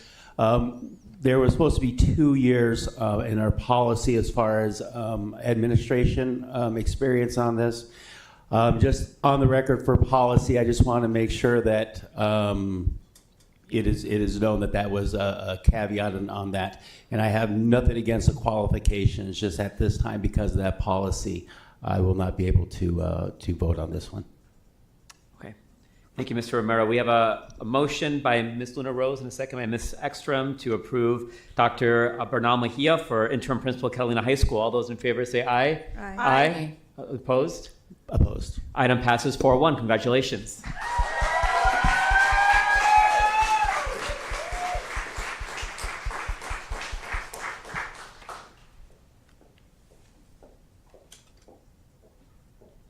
Good evening.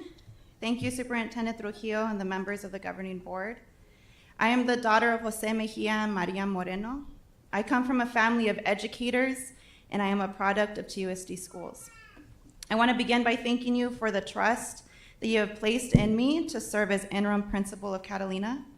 I am truly honored and grateful for this opportunity. Catalina is a very special place. It is filled with loving, diverse, and resilient students who bring life, knowledge, hope, and energy to our campus every day. I am fortunate to work alongside teachers who consistently go above and beyond to support students academically, emotionally, and personally, while also ensuring they feel safe, valued, and seen. We have an amazing grounds and custodial staff whose hard work makes our campus beautiful, clean, and welcoming, creating an environment where students and staff can thrive. Our office staff, support staff, counselors are equally knowledgeable, welcoming, and always willing to make every event, program, and daily interaction an extra special event for students and families. I understand the responsibility that comes with this position, and I do not take it lightly. I know leadership is not something done alone. It requires collaboration, listening, and a commitment to community. I promise to continue working collaboratively with students, families, staff, district leadership, and the board to further polish Catalina into the gem that it is. Catalina already has a strong foundation built on care, commitment, and community. I am excited to continue supporting that work and helping our students succeed in every possible way. Thank you again for this opportunity and for your continued support of Catalina and the Tucson Unified community. Congratulations.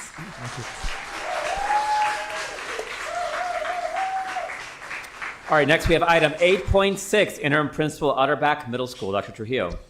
Yes, so I would be remiss if before we introduce tonight's interim principal candidate, we didn't take a moment to celebrate the transformational and inspirational work of an amazing instructional leader, Ms. Taranika Sanders. The journey that she has led at Otterback Middle School from the moment that she walked through the doors back in 2017 to now a school that is one of the few avid national demonstration schools of excellence is absolutely amazing. Let's take some time to give her a round of applause as she says goodbye.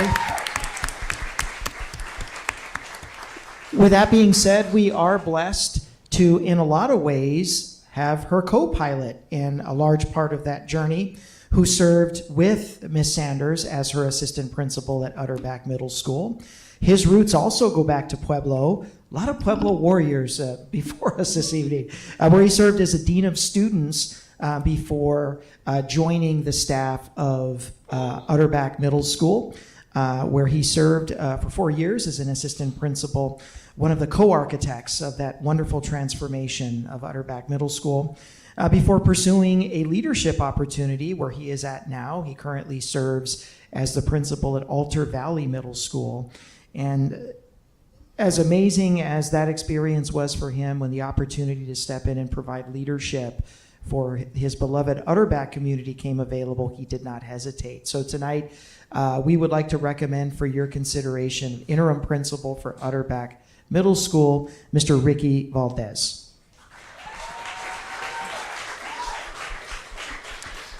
Dr. Shaw, move the item. Ms. Luna Rose. Second. All right. Item moved by Ms. Luna Rose, seconded by Ms. Shaw. All those in favor say aye. Aye. All opposed? Item passes 5-0. Congratulations, Mr. Valdez.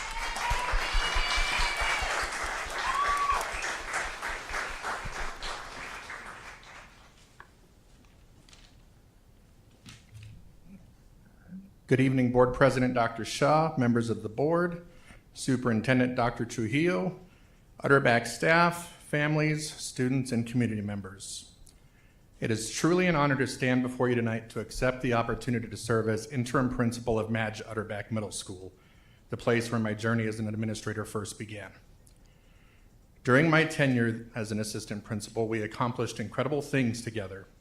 We became an avid national demonstration school, opened a Verizon Innovative Learning STEM lab, and created an esports and broadcasting suite that expanded opportunities for student engagement and innovation. We even renovated a once dilapidated theater into a space our community can be proud of once again. These accomplishments were never about buildings or programs alone. They were about believing in what our students deserved and working together to make it happen. I would like to take a moment to recognize Ms. Taranika Sanders for her incredible tenure at Otterback and congratulate her on a well-deserved new opportunity. Thank you, Taranika, for your leadership and dedication to the school community. I am grateful for the foundation you helped build, and I wish you continued success in your next chapter. Can we give her another round of applause? I know she's back there.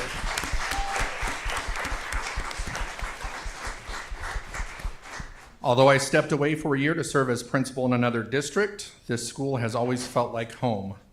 Returning now is both humbling and exciting, and I am grateful for the board and the district leadership for the trust you have placed in me.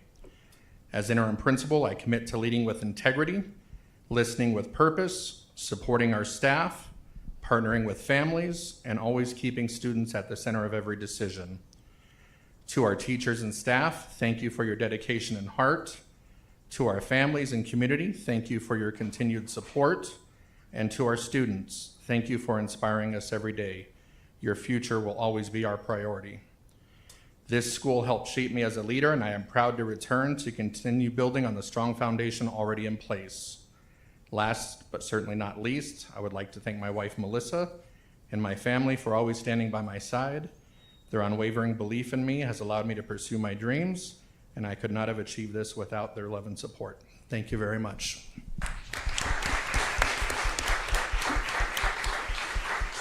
Congratulations, Mr. Valdez. Next, we have item 8.7, interim principal of Hollinger K-8 school. Yes, governing board members, tonight's recommendation has a long history as an advocate for a two-way dual language. She served for 5 years as the magnet coordinator and curriculum service provider for Davis Romero Bilingual Magnet. For the last 4 years, she's been serving as the assistant principal at Hollinger K-8. And so when a leadership opportunity presented itself, she didn't hesitate to step in and continue that service in a larger role, prospectively there at Hollinger. So tonight, we are proud to recommend for interim principal of Hollinger K-8, Ms. Catherine Arnquist-Burke. I'll move the item. Second. Item moved by Ms. Luna Rose and seconded by Ms. Shaw for the appointment interim principal Hollinger of Ms. Arnquist Burke. All those in favor say aye. Aye. Aye. Any opposed? Item passes 5-0. Congratulations.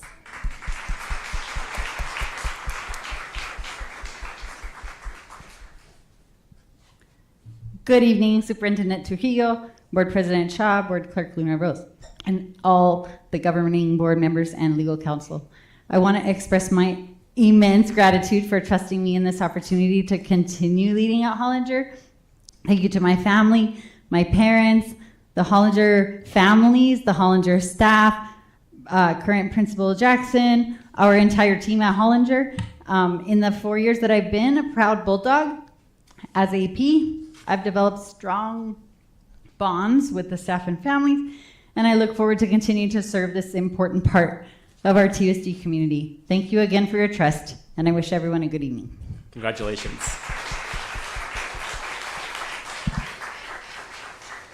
Next, we have item 8.8, interim principal of Collier K-6 school. Yes, members of the governing board, I remember when I first came to the district 10 years ago, in the earliest days of my interim superintendency at that time, one of the first classrooms I visited was tonight's recommendation. And to this day, I've been hard pressed to find such excellence in daily instruction. And she was such an amazing teacher. And I think what makes tonight's recommendation special for the Collier community is tonight's recommendation is not just for an interim principal that went to the school as a student and taught at the school, but also as the daughter of a teacher who taught at Collier for many, many years. And we're very, very proud tonight to recommend just an outstanding educator and an emerging leader we think is going to do a wonderful job. So our recommendation for interim principal of Collier Elementary is Mrs. Jennifer Osborne.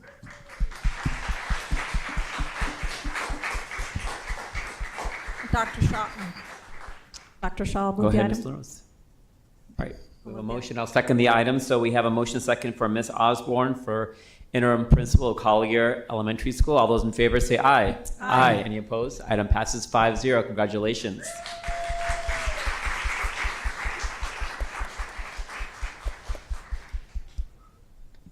Dr. Shaw, Governing Board, Dr. Trujillo, thank you so much. This happens to be a picture of me in Mrs. Roche's second and third grade class at Collier. And it was in her class that I decided I wanted to be a teacher. And I have been blessed to spend my entire career at Collier. It truly is my second home, and it is a very special place to myself, my family, my boys also attended there. Thank you so much for allowing me this opportunity, and I promise you that I will continue to love and support the Collier community as long as I can. Thank you. Congratulations. And then Dr. I see Ms. Hurley in the back. We do have item 8.3, if we can knock Okay, that so one. we'll go back to 8.3 then. Administration, Director of Professional Learning and Leadership Development, another new position that we created with our curriculum department overhaul. Yes, governing board members, tonight's recommendation for professional learning, Director for Professional Learning, also very, very deep roots in the district. One of the original new teacher mentors for the district from 2008 to 2012, then becoming a professional development coach and academic trainer for another 4 years, before joining the staff of Saguaro High School as an assistant principal, and then really breaking through as a leader and really demonstrating amazing leadership as the founding inaugural principal of the district's newest high school at Innovation Tech High School. She has a passion for professional development and professional learning. You can see it in just about all the PD sessions that she leads and the way that she coaches her staff. So tonight we're very proud to recommend for the position of Director for Professional Learning, Mrs. Patricia Bolle Hurley. I'll move the item. Second. All right, item moved by Ms. Shaw and seconded by Mr. Romero for Ms. Hurley as our new Director of Professional Learning and Leadership Development. All those in favor say aye. Aye. Item passes 5-0. Congratulations.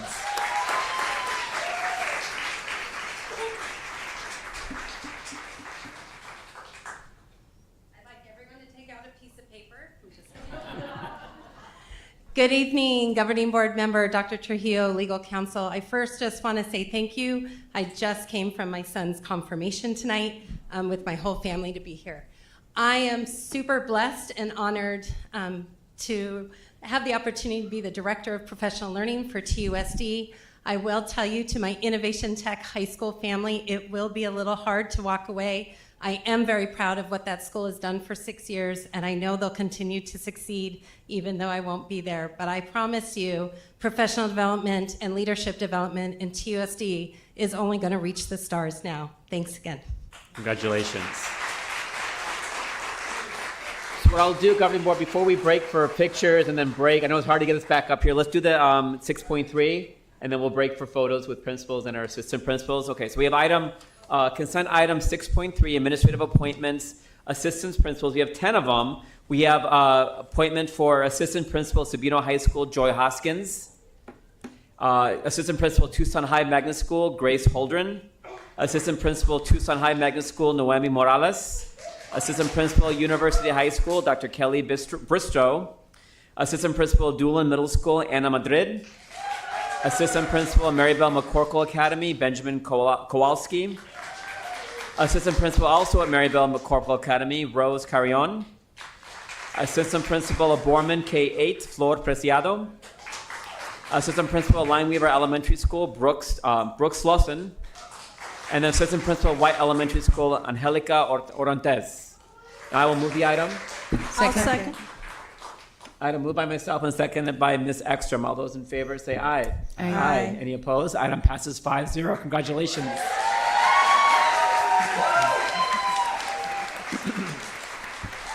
So for all the assistant principals, if you're here, please run the line here. We have everyone here to congratulate you. And we'll start with our principal and our director candidates for pictures, and then we'll do the assistant principals and take a quick break before we address item 9.1 ASDB.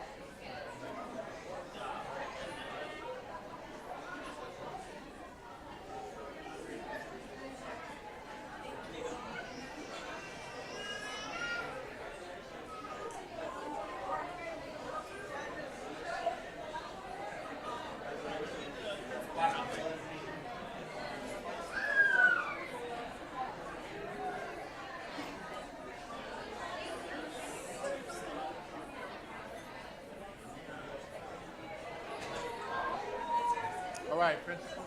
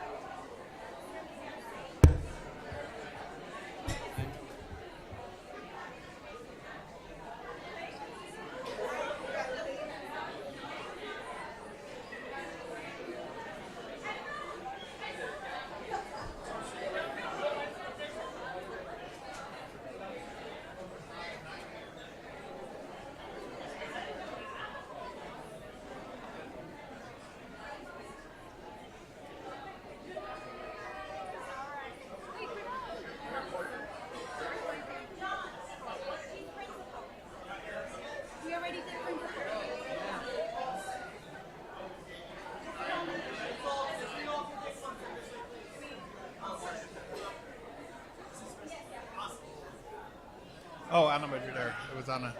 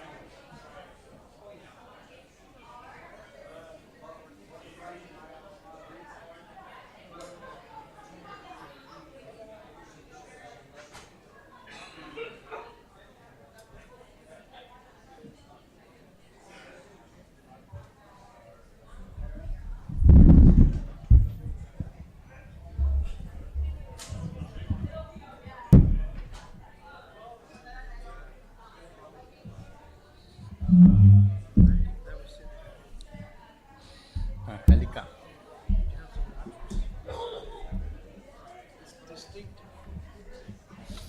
How are you? It's packet, eh? Lori Hewitt, how much she likes the picture and closed caption. I said, that's all we get. Yeah. No, but that's.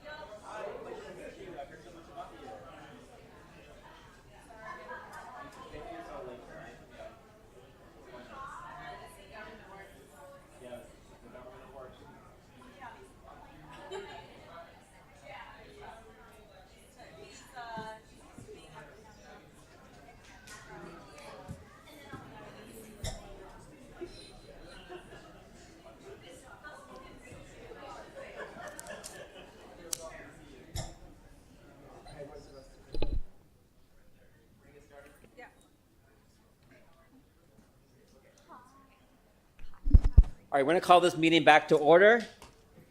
Lost Dr. Trujillo. Or not.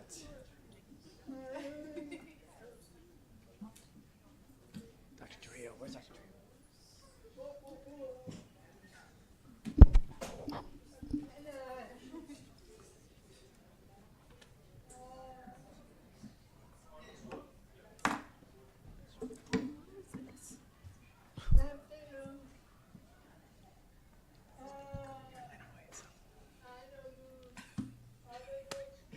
My favorite was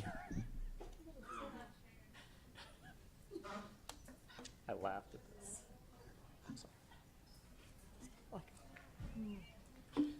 All right, Dr. Trujillo, we're ready to go on. We're going to be going on to item 9.1, Arizona State Schools for the Deaf and Blind Student Support Plan, an addendum to regional cooperative agreement between TUSD and the Arizona School for the Deaf and Blind with authorization for the superintendent to execute the addendum. Dr. Trujillo. Yes. So before I continue, I want to acknowledge, and number one, I want to thank members of the deaf, the blind, the visually impaired community for coming out and making their voices heard. I really appreciate that. Secondly, I'd like to welcome an old friend, and she's over at ASDB now, Greer Martin Parish. Used to work in the district, used to be our exceptional education ombudsperson. So I appreciate you being here. And I also want to acknowledge this is an extremely painful moment. It is. And with that being said, I think it's also very important for those watching in the public, for all of the ASDB families and students, I want to be very clear. The Tucson Unified School District did not choose this. We did not have any hand in the decision to close the Arizona School for the Deaf and the Blind. In fact, we have valued the amazing programs that have been available on that campus for decades. They have been a trusted partner in placement for students through our IEP processes, guaranteeing that our deaf and blind students have a campus that thrives. We don't have any jurisdictional authority over the Arizona School for the Deaf and the Blind. We can't force them to reopen. We can't force them to make different budgetary decisions. And so what we have is we have students that have been displaced. And whether or not this agreement gets approved, we are responsible for providing FAPE, free appropriate public education to students with disabilities that encompasses all of the resources and services and equipment that is going to be needed to provide that free and appropriate public education at zero cost to parents. That is part of the Individuals with Educational Disabilities Act. That's part of IEP compliance. We're going to have to provide that, okay? The other thing that we really need everybody to understand, as passionate as parents are, students are, as passionate as they are communicating about the need for a standalone language-rich environment that's self-contained and is provided by 100% certified teachers who are skilled in educational services for the deaf and hard of hearing students and blind and visually impaired students. It is an IEP team that makes the decision as to how much self-contained programming, how much resource programming, how much inclusive programming defined as students in general education environments. IEP teams and processes determine that on a student-by-student basis. The superintendent, no governing board member, no principal has the authority to override the decision of an IEP team. We don't. We can't guarantee placement outcomes just by our administrative authority. We have to work within the IEP team structure that is part of IDEA law.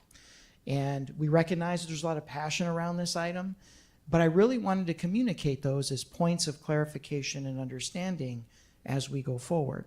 Tonight, you're going to hear from our Senior Director for Exceptional Education Services, Dr. Sabrina Salmon, and she's going to take us through not only the parameters of the service agreement with some assistance from our guests from ASDB, but then also the preparations that we are making for the selected hub sites.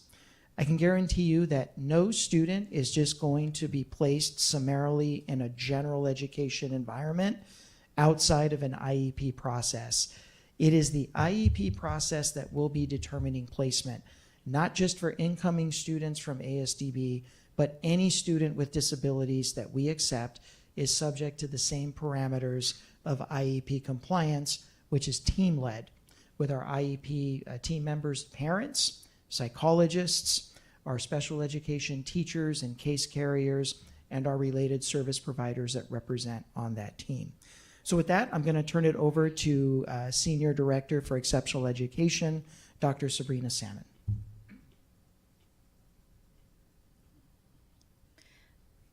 Good evening, President Shaw, board members. Thank you, Dr. Trujillo. And so this evening, I'm just coming to give some additional information about Tucson Unified School District serving as a thought partner with not only Arizona School for the Deaf and Blind, but also for families in our community members who have students who are deaf and hard of hearing or who are blind and have low vision. So today I'm bringing information about this transition. Again, we recognize that the Arizona School for the Deaf and Blind has been a pillar in our community for over 100 years. We recognize that this is a process that involves a lot of emotions, that there's a grieving process for what has lost and some dreams and some hopes for the future of additional students graduating and keeping this pillar in the community. Again, this is something that was unexpected to us. And when we heard about the need, we came together to figure out what could Tucson Unified School District do to support in this time of need. So there are a few logistical considerations that we had. If we were going to be bringing in students who have visual impairments or students who are blind, that's the majority of the student population that we were asked to help support. What do we need to support students, the family, and the community? So we were considering the ASDB campus and what Tucson Unified School District offers. And so we started to take a look at, okay, what would keep the community together? What would require fewer transitions? And so we started to look at our K-8 schools because that would accommodate our elementary students as well as our middle students, and then a high school option. And so we had a committee who used rubrics to look at all of the demographics at our campuses. One, like what space do they have available on the campus? Like what is the readiness of that campus to take in new students? We started to look at a minimum of 2 classrooms that would be available because we're also supporting staff who would be providing specially designed instruction and related services for students who have a visual impairment. We also took a look at facility needs, like what do we need to access that campus? Which of our campuses are in a more ready state facility-wise? Which campuses might require more work? Which campuses were on the list for bond improvements? And then which campuses might just require more financial resources to make them accessible? So then the next step was working with our finance team to look at staffing allocations. So what additional staff members would we need to provide the services as direct service staff from Tucson Unified School Districts? So which certified teachers would we need in addition to like a teacher of the visually impaired? What additional related services would we need in addition to orientation and mobility specialists? And so through that process, we did request some additional positions and some additional funding for those positions. We also were taking a look at paraprofessionals and what kind of supports that they provide. There was a new position we were introduced to called an intervener. And so we recognize that that is a position that's at the Arizona School for the Deaf and Blind currently. And so through our Human Resources Department in collaboration with our Finance Department, we have created a job description for the intervener. And so that will be also a service that is available. Another important part is technology and equipment. So what kinds of assistive technology, other technology and equipment that would be needed to provide access for our students. So we consulted with technology experts from ASDB as well as our assistive technology team that we have in-house here in Tucson Unified School District. We have Reina Robles, who leads our assistive technology team. She's worked in the Tucson Unified School District over 30 years. On our assistive technology team, we have occupational therapists, speech and language therapists, we have program coordinators, as well as technology specialists. And so through the logistical steps and the considerations of the level of support that was needed, our team walked through the process to select some campuses. And so our collaborative sites that were selected based on the criteria previously discussed. Our K-8 option is Morgan Maxwell. So Morgan Maxwell offers the continuum of LRE services ranging from A, with our student being in the gen ed classroom for the majority of the day as an option, to B, for being outside of the gen ed classroom about half of the day, and then C, being outside of the general education classroom more than half of the day. There are multiple classroom spaces that are available at Morgan Maxwell. They're clear hallways, and so wider space to navigate. There's welcoming staff. We have administration as well as teachers and other support staff there who are just really willing and able to take in new individuals and welcome families. There's flexibility based on exactly what the students will need, so that option is available. Then we also have prior experience working with students who have a visual impairment. Principal Nito there in her previous district worked with some students who have a visual impairment. So she's familiar with an embosser. She's familiar with Braille. She has some familiarity working with blind students, and she is willing to learn more. Over at Pueblo High School with Principal R, that was the first campus that when the call went out that we're looking for a home for some future students, said, yes, please choose us. We really want to be involved. We want to support. And so with some ASDB team members, we walked the halls of Pueblo High School, like midday, right after lunch. We saw the students navigating. We had an orientation and mobility specialist stand in the hallway just to kind of see how students would navigate around her or walk into her or be upset about her being in the line of traffic. And students were just like, okay, let's move over. And so Nellie is a monitor who has been at Pueblo High School for over 20 years. And so Nellie told us about, like, we used to have quite a bit of students who were blind and have visual impairments here at Pueblo. We haven't had a lot recently, but we did. And so Nellie was telling us about how they're all students and everyone wants to be included. They want to have a sense of belonging and they want to be heard. And so at Pueblo, that is what they do. So Pueblo has a system of, if there's a student who has a need, they have the radios. So lots of staff members have the radio, from the front office to the principal to the counselor to someone in the cafeteria. We can radio and say what the student need is. If it's something that is a more private matter, they do have a way to make a private message get sent to someone else who can come and support the students. And so we took a look at the elevator, just the traffic areas. We worked really well with Jennifer Mayerson, the AP there, who took us around to see what classroom options that would be available for our students. We took a look at what elective options would be available. We took a look at which post-secondary training electives would be available, as well as the clothing bank and the cafeteria and other options at Pueblo. So again, just the genuine desire to serve was imminent throughout Pueblo High School. So again, that was the selection process and the reasons for selecting Morgan Maxwell K-8 and Pueblo High School to be the two options. This keeps the community of students coming from ASDB together as an elementary and middle school cohort, and then transitioning together to Pueblo High School. Service model and agreement. So the cooperative site locations we've identified as Maxwell and Pueblo High School. And so that's a part of our agreement tonight. Our host district is the district where students would be receiving services. So that is the Tucson Unified School District. Our placement district is the district where students would be coming from. And so when we started to look at students who are blind or have low vision at ASDB, the majority of those students were previously Tucson Unified School District or currently reside in the Tucson Unified School District. And so that was one of the reasons that we were first approached to be this placement district. The other districts such as Sunnyside, Sahuarita, and Vail also had some students who were attending the campus. And so these other districts would have the option to choose Tucson Unified School District as a potential placement option.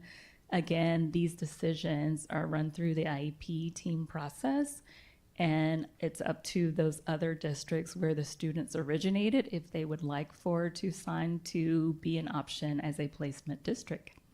Looking at the continuum of services, we have opportunities for students from LREA, which means they're in gen ed the majority of the day, ranging through LREC, which means the majority of the day they are in a classroom that's separate from gen ed students, receiving their specially designed instruction, services, and that interaction with peers.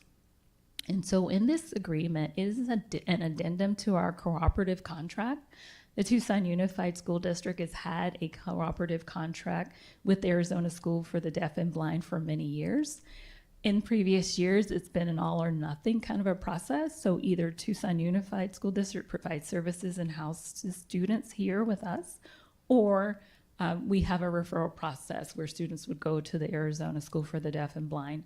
So with this addendum, it gives us an opportunity to collaborate and to cooperate in a different way, where students can get the services, they can get instruction, they can take part in programs that Tucson Unified School District has available, whether it's an advanced program, whether it's a CTE program, whether it's an elective at a magnet school or STEM program.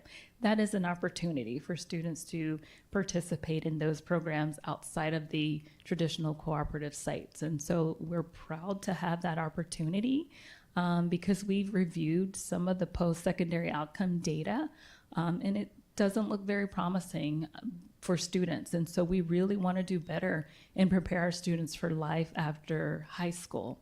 And so by having this model, by having more opportunities in the diversity of our instruction and our program, we have an option to provide that for our students.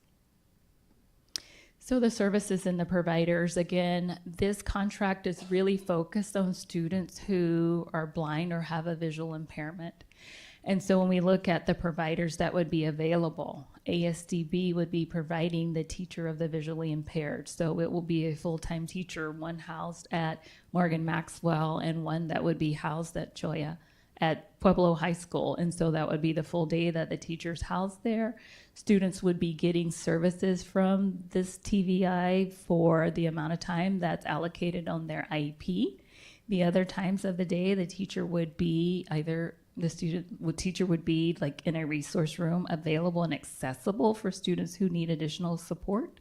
And then students would spend time in a general education classroom, maybe in a resource classroom, maybe in a self-contained classroom, and electives, and then also spend time with their peers.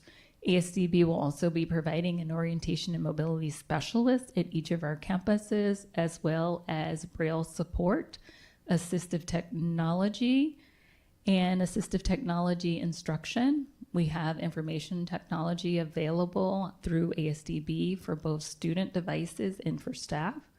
We have the deaf-blind project services and support and that partnership that is available for us. And so again, we will continue to lean on the different partnerships that we have available. There are some teachers of the deaf and hard of hearing who are available at Arizona School for the Deaf and Blind if we need more support from those teachers. So that will be available for both students and also for our staff members. And so in this agreement, Tucson Unified School District will be providing the exceptional education teacher. That's the special education teacher who will support the specially designed instruction. In the case of students being in resource services, some of them may be providing the initial instruction, such as English language arts or math, especially at the high school level. Tucson Unified School District will provide the general education teacher and support, the paraprofessional, the intervener, if that is something that's on the student's IEP, the speech and language pathologist, the occupational therapist, a counselor or a social worker, the school psychologist, and transportation as a related service if that is something that is included in the student's IEP.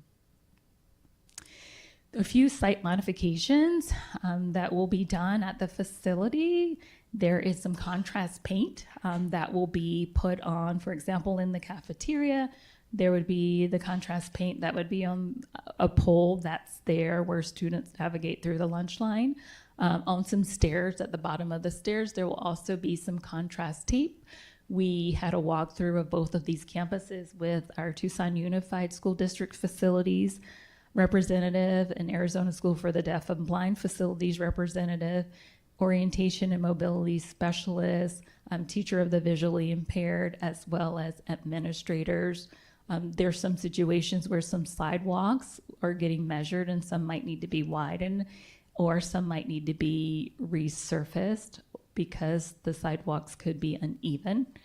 So those are all things that are in the works by our facilities department to complete. Technology was another thing. We wanted to make sure that our students and our staff would have access to the technology that is needed.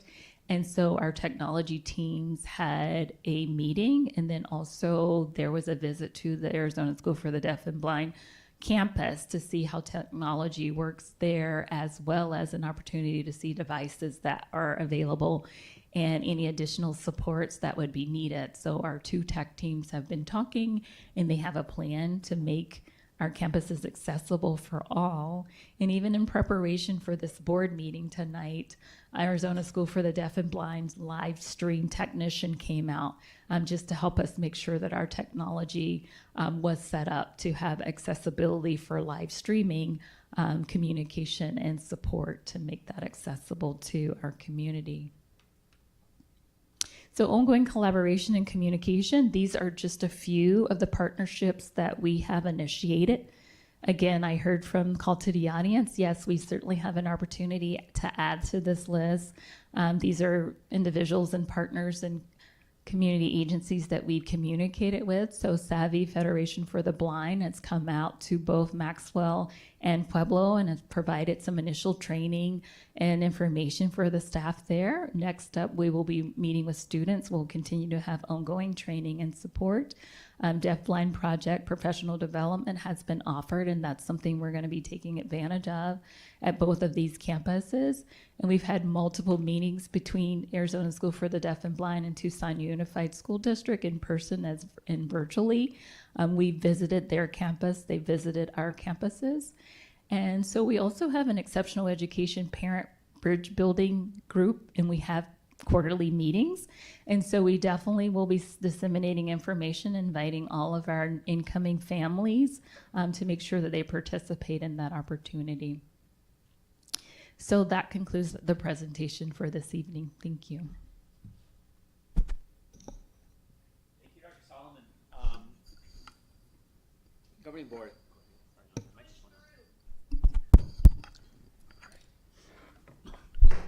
All right.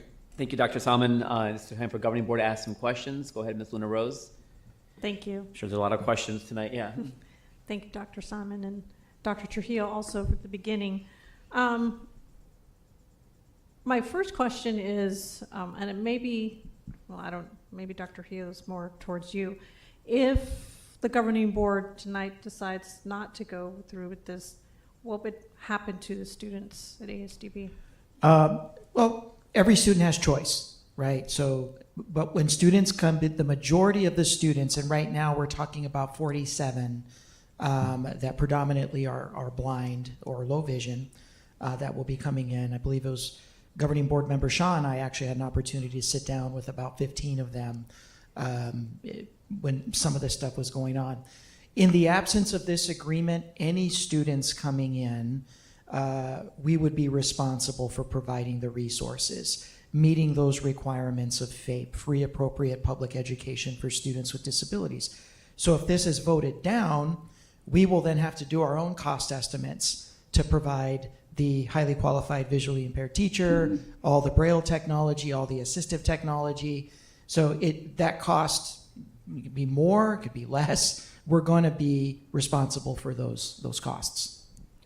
And then, Dr. Salmon, so currently right now the students, like, what is an average for spending on a student with a disability?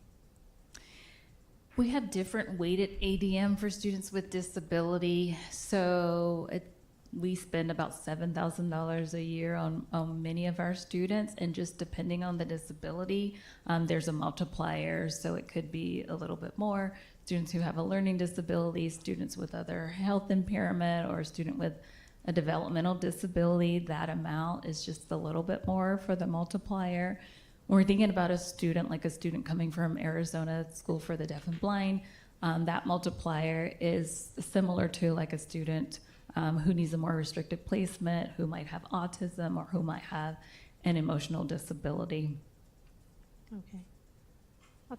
I'll let my colleagues ask more questions. I'll have a quick question here, and then I'll turn it to my colleagues. How many total students are we anticipating will join us? You mentioned 47 for blind or visually impaired. How many total are we looking at?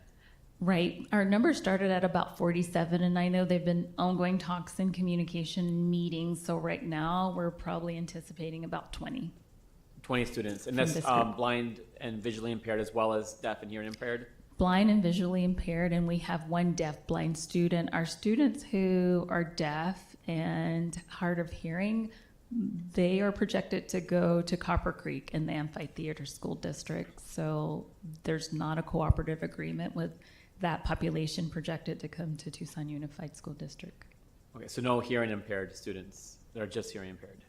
Not just in hearing impaired in this agreement, no. Okay. Dr. Shaw. Go ahead, Ms. Shaw. Thank you. I think there's a lot of lingering questions, and so I don't want our board to rush into making a decision tonight. I'm grateful for the deaf and hard of hearing community for speaking tonight and voicing their concerns. Although it's been said that we are going to have the majority of blind and visually impaired students. When Dr. Trujillo and I and Dr. Salmon spoke to those family members, they were voicing very similar concerns as were spoken tonight at our call to the audience. As you know, I did request, you're welcome, I did request a future agenda item where we would look into the possibility of having our host site be at ASDB. As requested by some members of the audience today. I think it could be a possibility that I'd like us to explore. If you read the addendum in the item 9.1, it says that the host district shall establish a cooperative site in accordance with section IVA2B at a site mutually agreed upon by the host district and ASDB. And so I wonder if we can just move all of our services and have ASDB be a satellite site. I don't know if there's any ASDB representatives here tonight. Okay. I do have a couple questions if you or someone else would like to speak to it. So is the governing board of ASDB still meeting? Yes. Okay, and so are you maintaining administrative staff?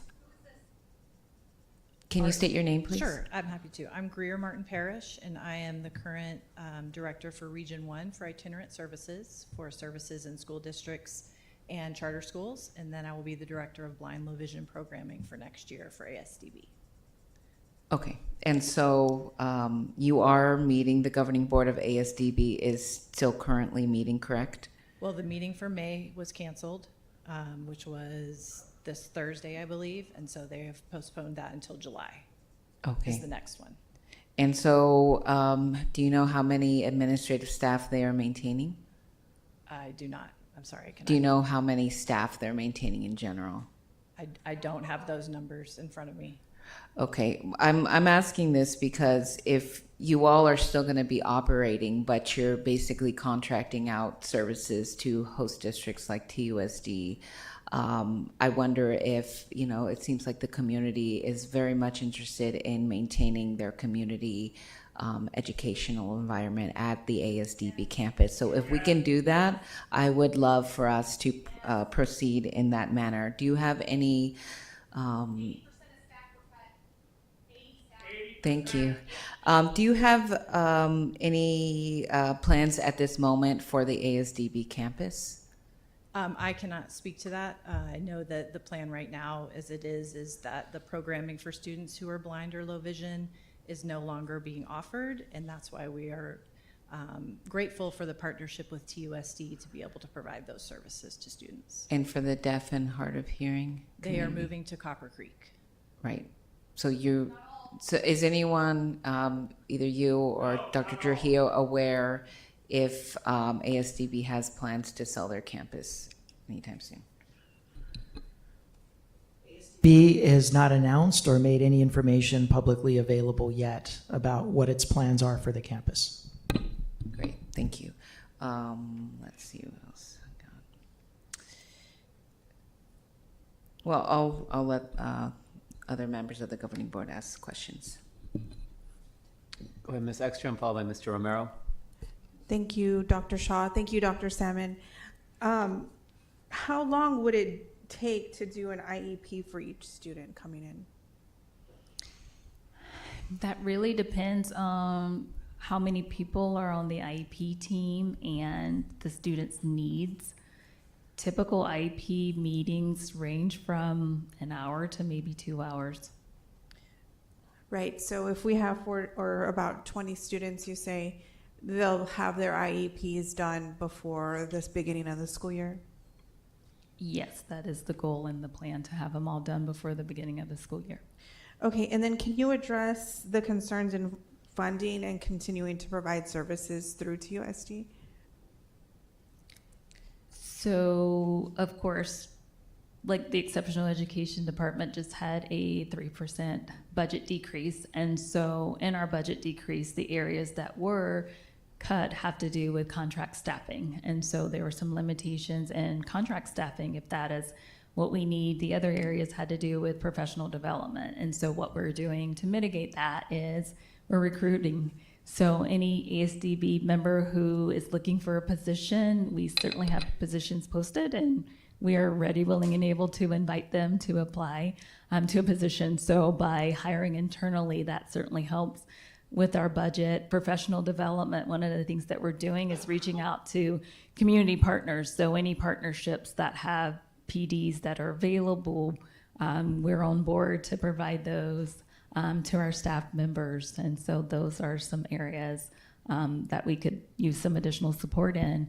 So we have increased the number of paraprofessional positions, speech and language therapy positions that we do have available to support any students that we currently have and any incoming students. Okay, so there's about 20 students. How many are elementary and how many are high school? Do you know? Do you know? About 9 elementary and 11 high school. Okay.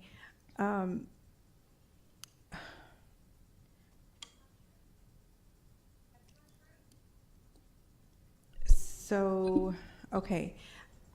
I understand what Ms. Shaw is saying about trying to keep students on campus. But am I correct in saying that belongs to the state, that campus? And how would we even begin discussions? Right. Would it be ready for That belongs the beginning to of the school year? That belongs to the state. We would not be able to impose our will on the state to say, let us go there. If they did, we would have to add on the additional cost of maintaining another campus or a lease cost or whatever it is that those costs would go. So yeah, it would be, we'd have to engage the state on that. Yeah, I think it's really unfortunate that ASDB has put individuals in this position, and now TUSD is, having to scramble. And we're not able to provide the support that ASDB has been giving the students. So I agree. I don't think I'm ready to vote on this today. I think we need more time. Because if they're stating that there's more students that we don't know about, I'm really concerned that we don't have the professionals to provide what the students need. Dr. Shaw. Go ahead, Ms. Shaw. Dr. Trujillo, you mentioned that, it's the state who owns the ASDB campus, and be that as it may, we have often lobbied the state legislature, others board members and former board members who speak to the governor and other higher ups in office, and I don't know why we're not pursuing this partnership with ASDB.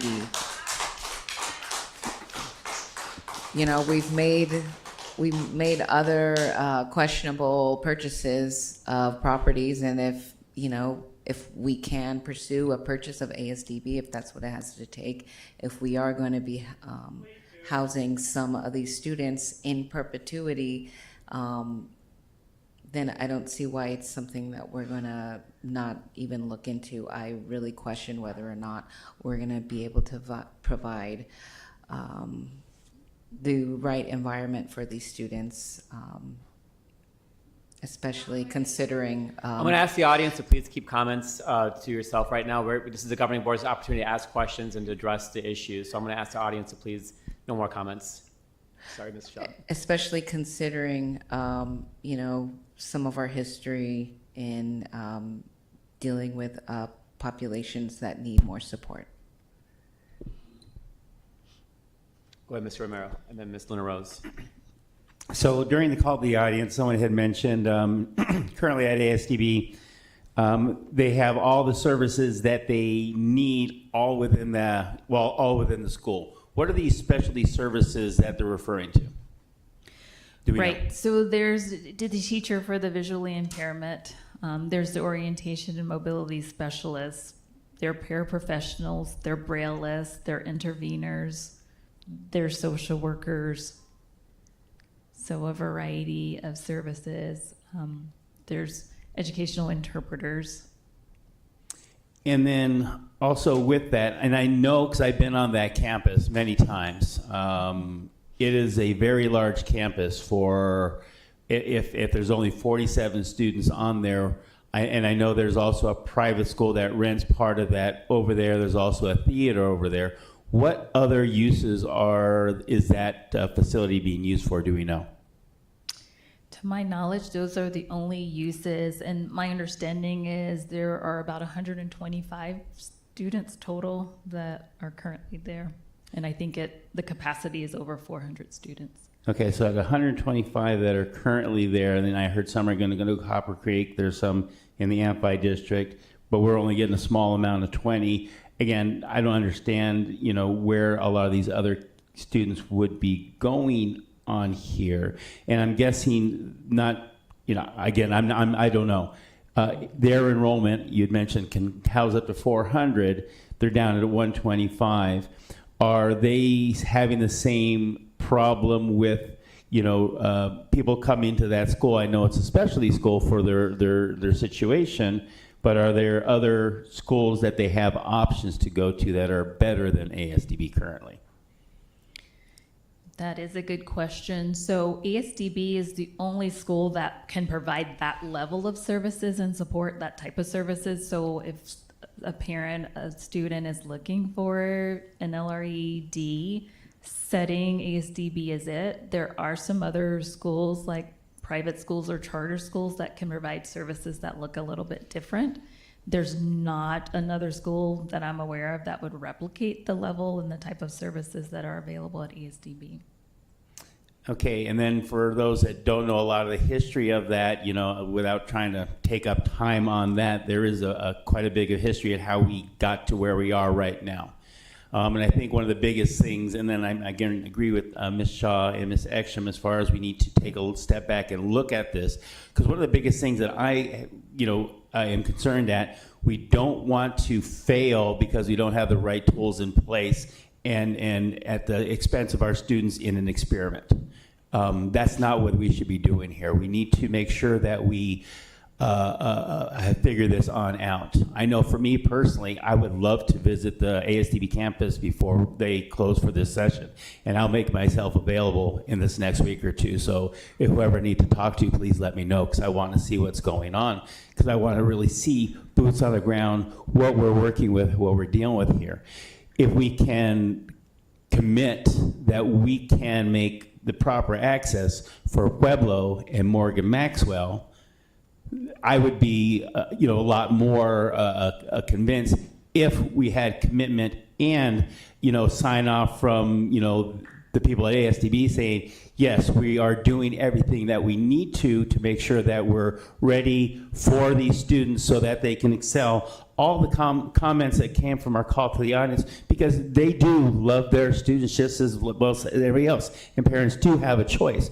We want to, if we're going to take this on, we want to be, again, like I said, not experiment, but we want to have the opportunity to prove to a community that we can do that same level, kind of like we do at some of our, like at the University High or mariachi programs, or all these specialty programs that we have within our district. How can we also serve that that group of our student learners also? So that would be just one of my other concerns is, can we guarantee that we're going to do that? Again, we can't tell the state to, hey, give us this, let us rent this, or whatever the case may be. If there's negotiations where we can figure something out, that would have to be done in a quick type of fashion, because if these kids need a place now, we can't hope and cross our fingers that the state's going to say, okay, yeah, we'll let you rent out a space here for ASDB. We need to be proactive and be forthcoming of what our challenges are going to be. Someone had also mentioned in regards to budget, so we have a certain budget. Are we being realistic? Are the amounts of money that we're going to need to accommodate this, and as we grow in this, be able to maintain those things where we don't have to, like in a lot of our districts, have our budget cuts? Can we be budget, correct on this and adjust? We're talking about technology. I'm not sure if there's something where we can transfer the technology that current ASDB has for us to help offset some costs, or if there's an agreement we can work on there. Of course, I know technology always needs to be upgraded and replaced as far as that goes for those, so that they have the best tools to succeed, as we need to give all our students. But have we looked at those things also? So I know there's a lot of things I think that we have to look at first. I just don't want to go into this saying we're going to be able to do all this, and at the end of the day it's like, oh, we did not look into this, we didn't look at this, and it sounds like you're doing walkthroughs, you're talking, you're collaborating, all those things, but we've run into situations within our district that where we haven't looked at all those things, and that's just my one concern. I would love to embrace our students in this community. I just want to make sure we're going to do it right and don't fail them. Thank you, Mr. Romero. So I'm a little confused on the governing board and what our position is on this right now, because right now it's May 12th. Our next school year is going to start in about 2.5 months. So whatever we do tonight, ASDB is closing. This campus is closing. It takes years to purchase buildings. It takes, as much time almost to get in contracts to rent a building, let alone I'm just Googling $15 million budget of ASDB that they've had in the past. So that's not something we're going to be able to do tonight, or probably do before the first week of August when school starts up again. So what I'm hearing and understanding is that these 20 students, maybe 47, maybe 20, but these students need a place to get their education in August. And before us, we have a proposal. Can you go to slide 5, or slide 6, excuse me, Jean?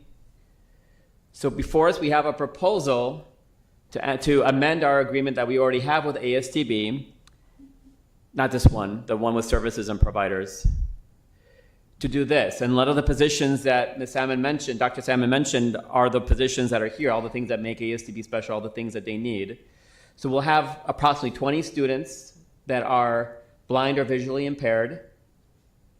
And we need a place to educate them and provide services. And so all we're doing tonight is approving an agreement with ASDB that they'll provide these positions and we'll provide those other positions. And the more we wait on this, the harder it'll take to post positions, fill positions, and get things ready for an August 3rd, whatever the school day is starts. 4th, thank you, in just 2.5 months. And so I know there's a lot of unanswered questions. I have questions about financial things on this front, but like we're at a position now where we have 2.5 months to figure out how these 20 students are going to get educational services.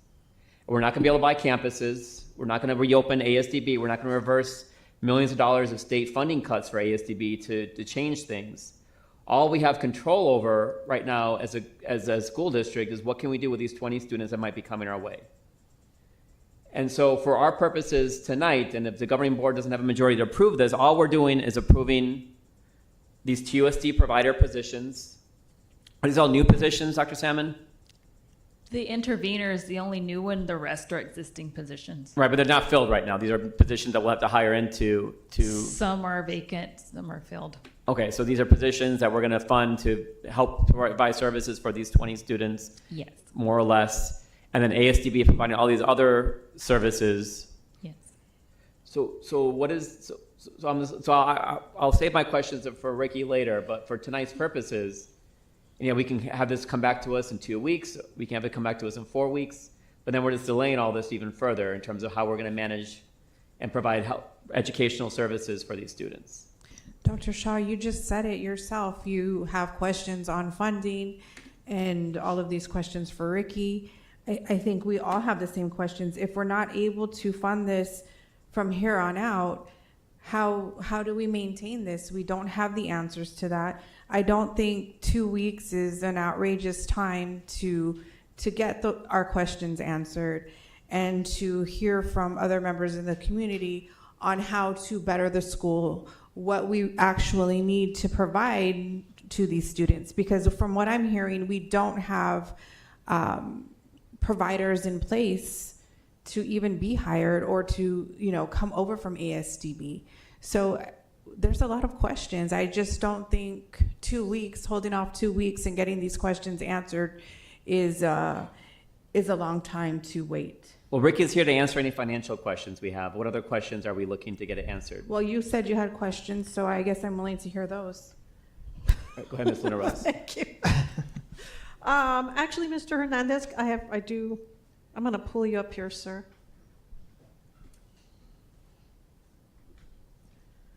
And I will start with those questions. So it's my understanding the state legislature put out a bill, which was SB 1841, was in the Senate, and that it was buried in the appropriations bill that Governor Hobbs had vetoed. Correct. Last week. Yes. So in that, she vetoed not necessarily because to save ASDB, but because it was tied to some tax credits for corporations and stuff. So just play my little game here. If we decided, hypothetically, because I hear what all my colleagues are saying. I agree with all of them. Like, I'm not sure if we're quite ready to take this on, but I'm also really concerned for these students and where they're going to be. I understand that their parents, they have their school choice, but I don't want a lot of them falling through the cracks because it's already hard enough to make sure that FAPE is adhered for those students. So if you can explain to the audience perhaps maybe why, it's not like you're Governor Hobbs, but why would Governor Hobbs veto this bill knowing that, like from a financial standpoint? So my understanding in the communication from the governor to the legislature, it had to do with the fact that the budget bills proposed by the legislature included a lot of conformity requirements to the One Big Beautiful Bill Act, right? A lot of the tax cuts that came from the federal government. The legislature wanted to conform the state tax code to conform with the federal tax code, which meant that there were going to be a lot of tax cuts, elimination of tax credits. Obviously, you've heard about department changes. Among them is, like you mentioned, in the bill were two requirements regarding the ASDB campuses. One is before ASDB is allowed to spend whatever is appropriated by the legislature, they were required to provide the JLBC with a report as to essentially what are they going to do with the money that's allocated to them. I believe it's the 12 million or 11 million that you mentioned. And so before they're able to access their budget, the legislature has to approve essentially that whatever report they're being provided. The other part of the bill requires the legislature is setting up essentially a school plant fund, if you will. So essentially, they're setting up stipulations for what ASDB has to do when it is ready to sell its campuses, and it's very prescriptive, in terms of they have to get appraisals and they have to do all of these different things. And ultimately, the sale has to be approved by the Joint Legislative Capital Committee, which is also made up of the legislature. And those dollars, once they're received, there's a specific requirement for how they're supposed to be used. So there are requirements around ASDB in regards to their funding. But as you mentioned, the governor didn't veto the bill specifically because of ASDB. According to her communication, it had to do with the fact that she disagreed with the conformity of the One Big Beautiful Bill Act. Okay. So if they do sell the property, do you know offhand what is the cost? I don't know, because an appraisal hasn't been done, because it's state property, right there. It doesn't necessarily have a published market value. It will definitely be in the tens of millions, I would assume, but that would be my assumption until an actual formal appraisal is completed of the property. However, my understanding is that the building renewal costs would be substantial, because of, unfortunately, the dilapidated state of the campus itself. So, during the negotiation process, that kind of language would, if TUSD were in a position to want to buy this, or if the direction of the board were to go down this path, that's obviously something we'd want to negotiate, right? Because essentially, you're not only just paying for property, but you're paying for the fact that the property is in a state of disrepair due to lack of investment from the state. Okay. I will now ask. Ricky, can you talk about the funding mechanism? I know the current proposal here is using Medicaid funding. These students currently are at ASDB, and so they're getting the state funding. And if they came to Morgan Maxwell and Pueblo, we'd get the state funding. So is that $800,000 the balance to provide all these positions and other services and other things, or is that the total amount that we're proposing it would take to help support these students in their educational achievement? Yeah, based on the proposal that Dr. Salmon has put together, the 500 plus thousand is based on the services of the positions that are provided here at Morgan, Maxwell, and at Pueblo. So those are the estimates based on the costs for those positions. The $300,000 is an estimate based on those, essentially the assistive technology and the building renovation expenses to make sure that those classrooms are put in a way that we can service the students. For all intents and purposes, it's seed money, because visually impaired students under state formula generate about $25,000 for a full-time for a full-time student, okay. And hearing impaired students generate about $24,000. So they would, because they essentially would become TUSD students, they would generate ADM at a higher rate because of the added weight that the state funding formula provides. So in the long run, I mean, there is this potential that the cost of this $500,000, because the $300,000 is one time, the $500,000 would essentially be then offset by M&O funding coming in from those 20 students coming onto our campuses. Right, 20 times 25,000 is 500,000. Yeah. So yeah, the proposal is using Medicaid funding, but that's only needed for the one-time 300,000. Just to the startup. For correct. The startup costs, yeah. Technology, updates to the campuses, and the plan then ongoing costs would be from maintenance operations, from the money coming in from the state to support those students. That's correct. Okay. Go ahead, Dr. Trio. Dr. Salmon, we're talking exclusive of any Medicaid funding that might be generated because of clinical services that are provided on the campus. Is there any way to gauge like how much Medicaid revenue that would be recurring for those Medicaid eligible services provided to the 20 students? Yes, so any student who's Medicaid eligible, if they're getting speech and language services, so that is something that's billable at a per service rate. Counseling is one of those items that would be billable at a per service rate. Any activities of daily living that a student may need support with, such as mobility, feeding, grooming, those are things that we also can bill to get Medicaid reimbursement for those services. Transportation is also another one that's pretty big that we can bill through Medicaid to get reimbursed for. So through Medicaid services, it might be reimbursement eligible. We might be able to be on the road to recouping the one-time $300,000 and get that back into our Medicaid fund. Okay. And then, so ASDB is now losing those 20 students and the revenue coming from the state to support them. This is a 1-year agreement? It's an ongoing agreement. Ongoing agreement. How are they going to fund the ASDB providers? And how are we going to make sure that they're committed to funding that long term? Where's that money coming from ASDB? That is a great question. So ASDB would be submitting a voucher to the state for the excess costs. So for the orientation and mobility specialist services, or for the teacher or the visual impairment or technology, any of those additional costs that are in addition to what the ADM would provide, ASDB will submit the voucher, and so they would be seeking reimbursement from ADE through a voucher system. And that's in state law right now, and that's a set for next couple of, it obviously has to be approved every year in appropriations, right? So we can't guarantee what's going to happen in 27, 28, but this is currently set for the 26, 27 school year. Correct.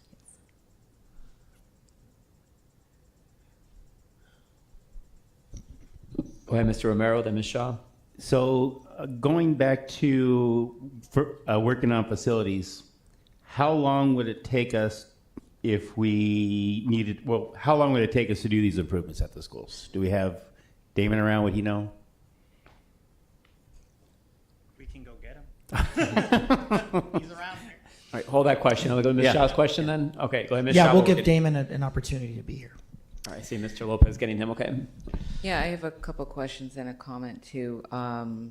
If we fix up Morgan Maxwell and Pueblo to accommodate these incoming students, there's still that concern by parents and other members of the community that students will only be receiving a certified teacher for 1 hour and then be integrated and have to be taught by a teacher that doesn't speak their language. That's a major concern.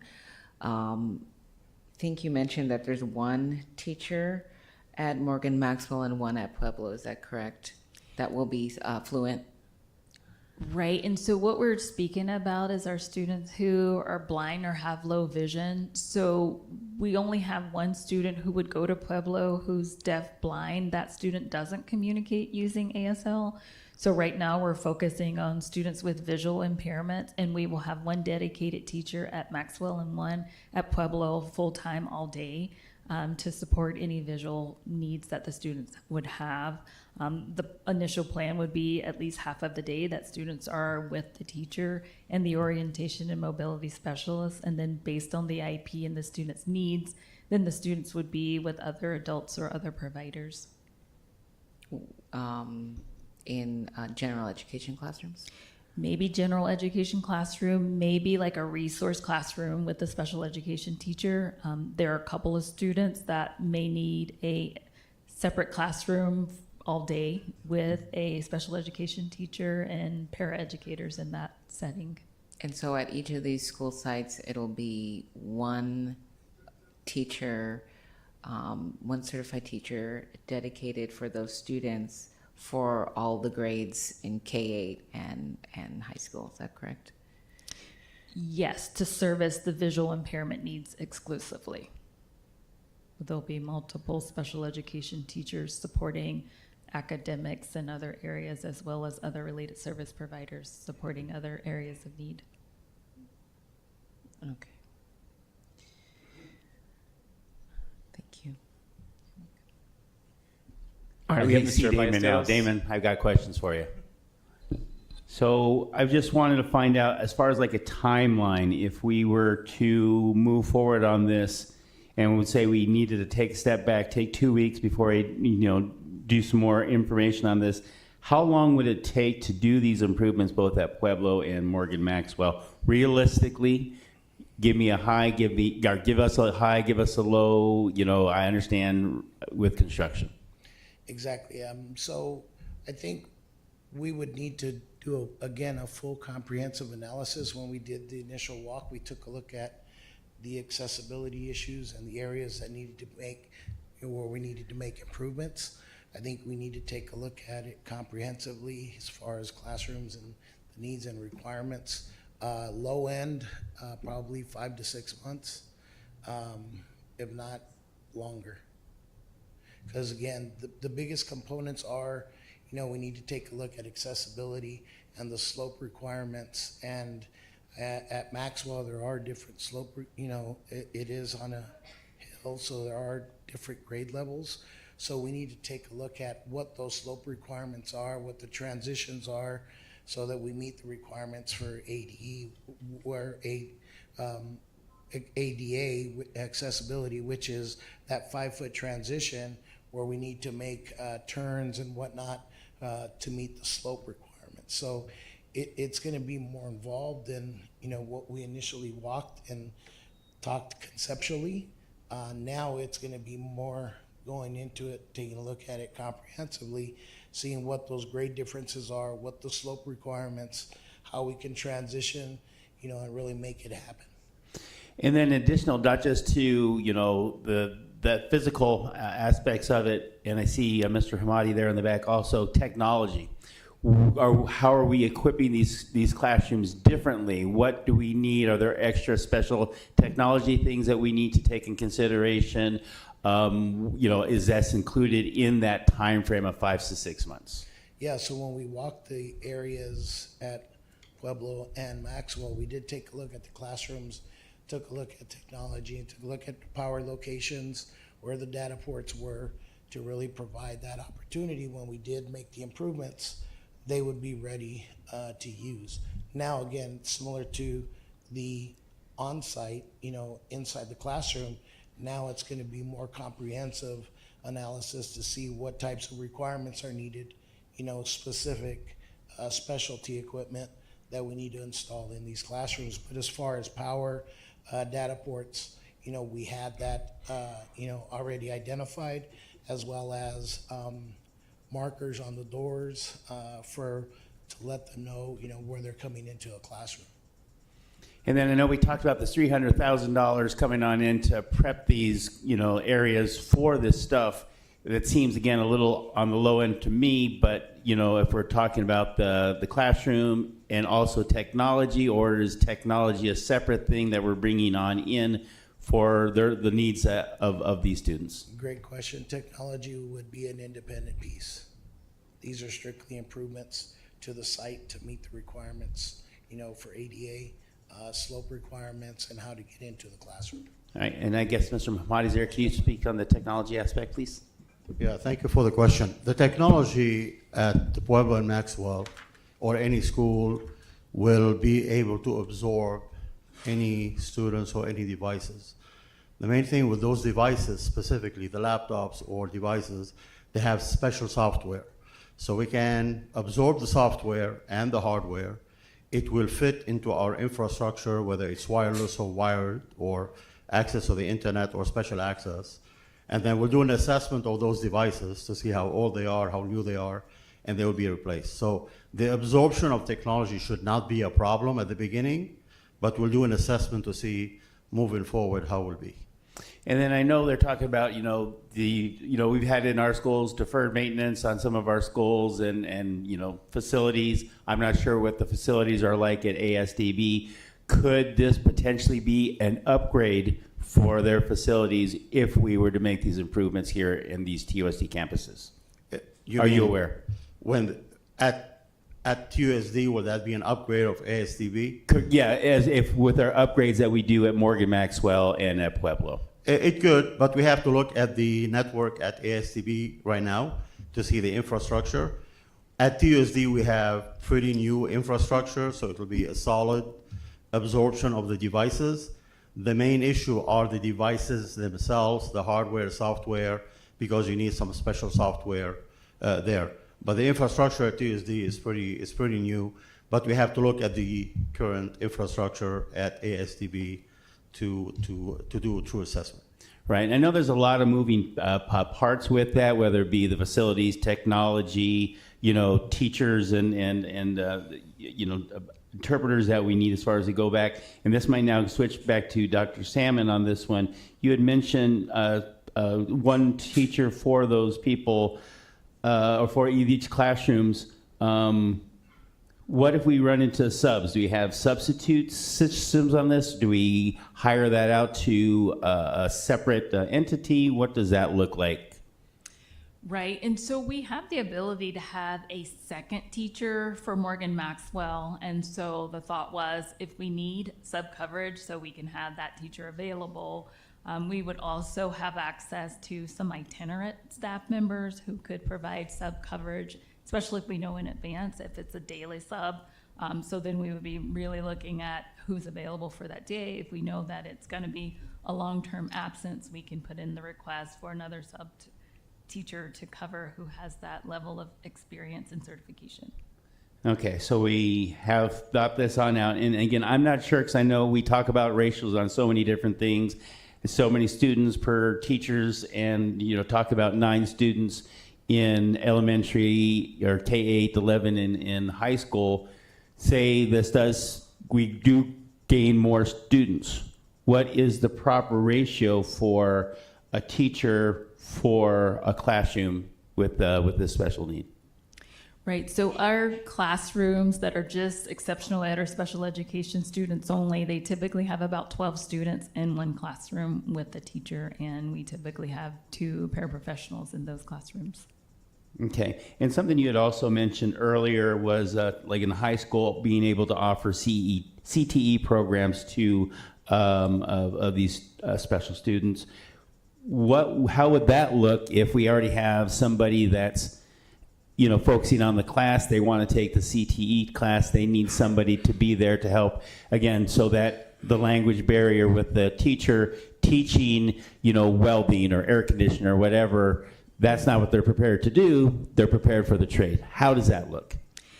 Excellent, because the Exceptional Education Department and the CTE department work very collaboratively now. We typically provide professional development on how to make accommodations, and so that's something that's provided to the teacher. There's also consultation with the special education teacher who can help modify lessons, help build in accommodations. If a student needs another adult to make that environment accessible, so we can add that to the schedule, they have the adult there at the time of the course if that's needed. Okay. Again, like I said, I want to make sure that everybody has the tools that they need, not just make this an experiment, but make this a successful, voyage for the education of students that with no choice of their own are in this situation. And I think being TUSD, being proactive on here, embracing this as an opportunity to step up our game and be a specialty for our students with the best technology and taking care of our facilities and embracing that community. Thank you. So we've had a chance to ask a lot of questions. What are still any unanswered questions about this project, about the collaboration with ASDB to provide these services for the blind and visually impaired students that might be coming to us in a few months? Oh, Dr. Shaw. Go ahead, Ms. Shaw, then Mr. Ekstrom. My biggest question is if it is a possibility for us to serve these students at the ASDB campus, whether it's via a lease agreement or otherwise. And I do want to be clear, I want to be able to serve these students, but I want to do it in the best way possible, whether that's at TUSD or at the ASDB campus. Ms. Ekstrom. I'm concerned with the amount of time it's going to take to do upgrades to Morgan Maxwell. We're looking at over 5 months. I think that's an issue. And have we talked to the parents of these students? Are they comfortable with what TUSD is providing for them in terms of curriculum and that kind of thing? I think we need to do more outreach and talk to parents and see how they feel about it. This is something new that we're doing. Again, I think we need to be transparent. Can you talk about what outreach has been done and where we're at with working with the parents? I know you mentioned some of the collaborative things so far. Go ahead, Dr. Trio. We sat down with them and we made promises. We did. And Board Member Shaw was there. Sabrina Salmon was there. We promised these upgrades. We spoke about Braille and assistive technology. We spoke about Braille signage. We talked about meeting their number one need. Their number one request is that their students stay together. They didn't want 10 hub sites. They wanted it just to be 2. They wanted their kids to be able to travel together, okay? So we have guaranteed them at that meeting that they would get a building walk, okay? Before school started, at least 6 to 8 weeks before, they would get a building walk to see all of the different enhancements. These are commitments that we made, okay, back when ASDB shut down. Now, here's where it's at. Whether or not you approve the agreement, the students are going to come.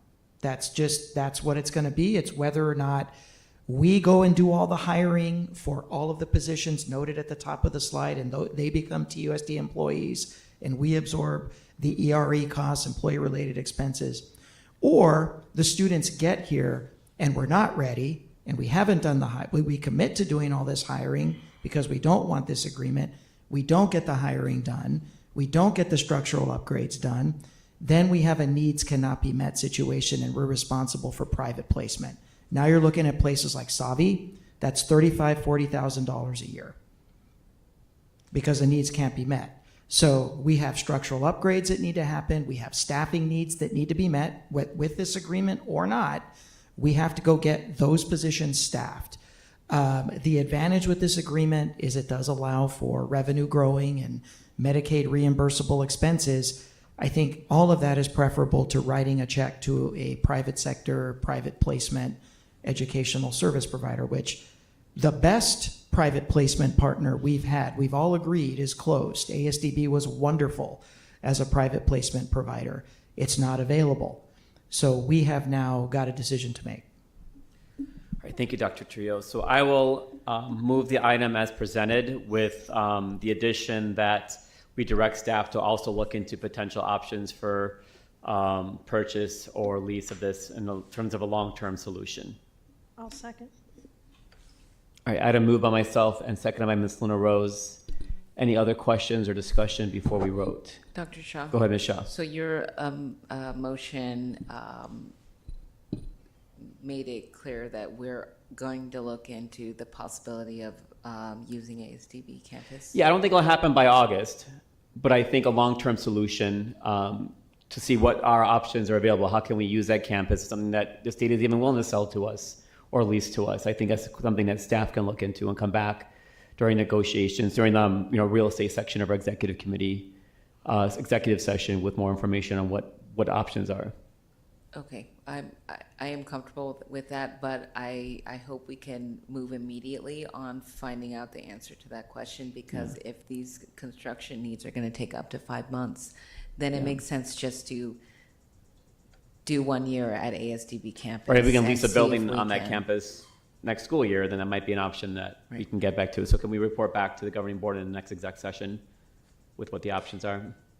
And then real quick, I do want to voice some of the things that I learned with the visually impaired parents and their requests. They are concerned that at ASDB, their students are getting like 5,000 minutes a month, which is basically all day services, compared to in TUSD like 40% of the time. They want the least restrictive environment according to their needs. They're concerned about the proximity of the 2 different sites. And they want to make sure that we are replicating the services as they are now at ASDB. So if we can try and do that, I think we would all feel a lot more comfortable. Thank you, Ms. Sean. I'm hoping these positions coming in from ASTB, these are filled positions there, so they'll be coming in directly from that campus to Morgan, Maxwell, and Pueblo to hopefully provide some of that continuity. They know the kids already, and hopefully provide some of that continuity. Ms. Hine, can we have a roll call on this one, please?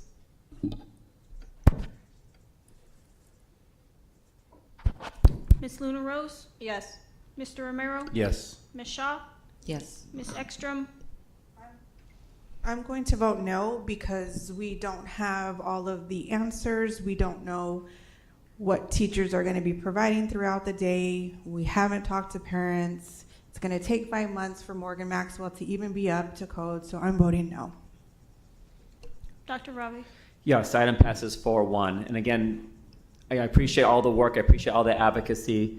I wish ASDB was still around next year, but I think this gives us the opportunity to start working on finding a solution for the students that will be coming to us. But thank you for all the work that you've done over the last couple of months, you and your team, Dr. Salmon, to help find a solution for August. All right. Okay, so we're going to move back to item 5.1. We're going to combine 5.1 and 8.10 together. This is our audit committee annual reports and approval of revisions to the audit committee charter. And we have our illustrious chair of the audit committee, outgoing chair of the audit committee, Ms. Derica Luke here, and her son, late night here. Thank you for staying so late to give the report and talk about the changes to the charter that were recommended by the audit committee. Hello. Sorry, just took a nap. Thank you for having me. I'm very excited to report on our year. My name is Derica Lauk. I was voted in as chair in July 2025, so I'm here to report. We've, sorry, actually I had to print out. Thank you. Not as tall. Oh yeah, you can hear me better. So good evening. So I've had, a good year of learning. My experience is mostly in government and school finance over the past 15 years. And so coming into the audit committee, a lot of my experience has been with external audits, not so much on the internal audit side. So a lot of opportunities to grow in this position and learn more about the ins and outs of how TUSD works and the in school finance side. Currently, as far as our member count, we are currently at 6. The position, one additional position open, and we just added a new member last month. And with one member terming out, so we were happy to have him for a service. Sad to see him term out, but it's good to see that he left on a good note. We do meet on a quarterly basis, but we did hold 9 meetings this year. We did receive 3 confidential concerns over the course of the year. One related to a concern on violation of non-discrimination policy, and then 2 related to a workers' compensation concern. Regarding our internal and external auditors, yes, the internal auditor has been hired, still employed, as of, I received an email earlier today. And that was completed after 2 rounds of interviews over the past year. So we do have our internal auditor as of March of this year. And I want to say that I'm grateful for the TUSD staff that helped us through that process. Kudos to John and his team on pushing that forward. The last time that the internal auditor position had to be hired for was 2019. So kind of bringing up, reviewing the process that was completed last time we had to hire for an internal auditor. Another item was reviewing with the external auditors, the engagement letter, which the board approved for this upcoming year already. That's with our external auditors, Heinfeld and Meach. Also, we completed the charter agenda, charter amendment for the audit committee. The internal auditor is also in the process of updating his charter as well. But before you today is the audit committee's charter, last amended in 2022, this update aligns with the findings from that external assessment of the internal audit that was completed some months ago, mostly to get that charter in alignment with the 2025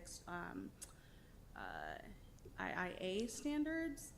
And that's primarily to kind of, we updated the verbiage, so it not just solely focuses on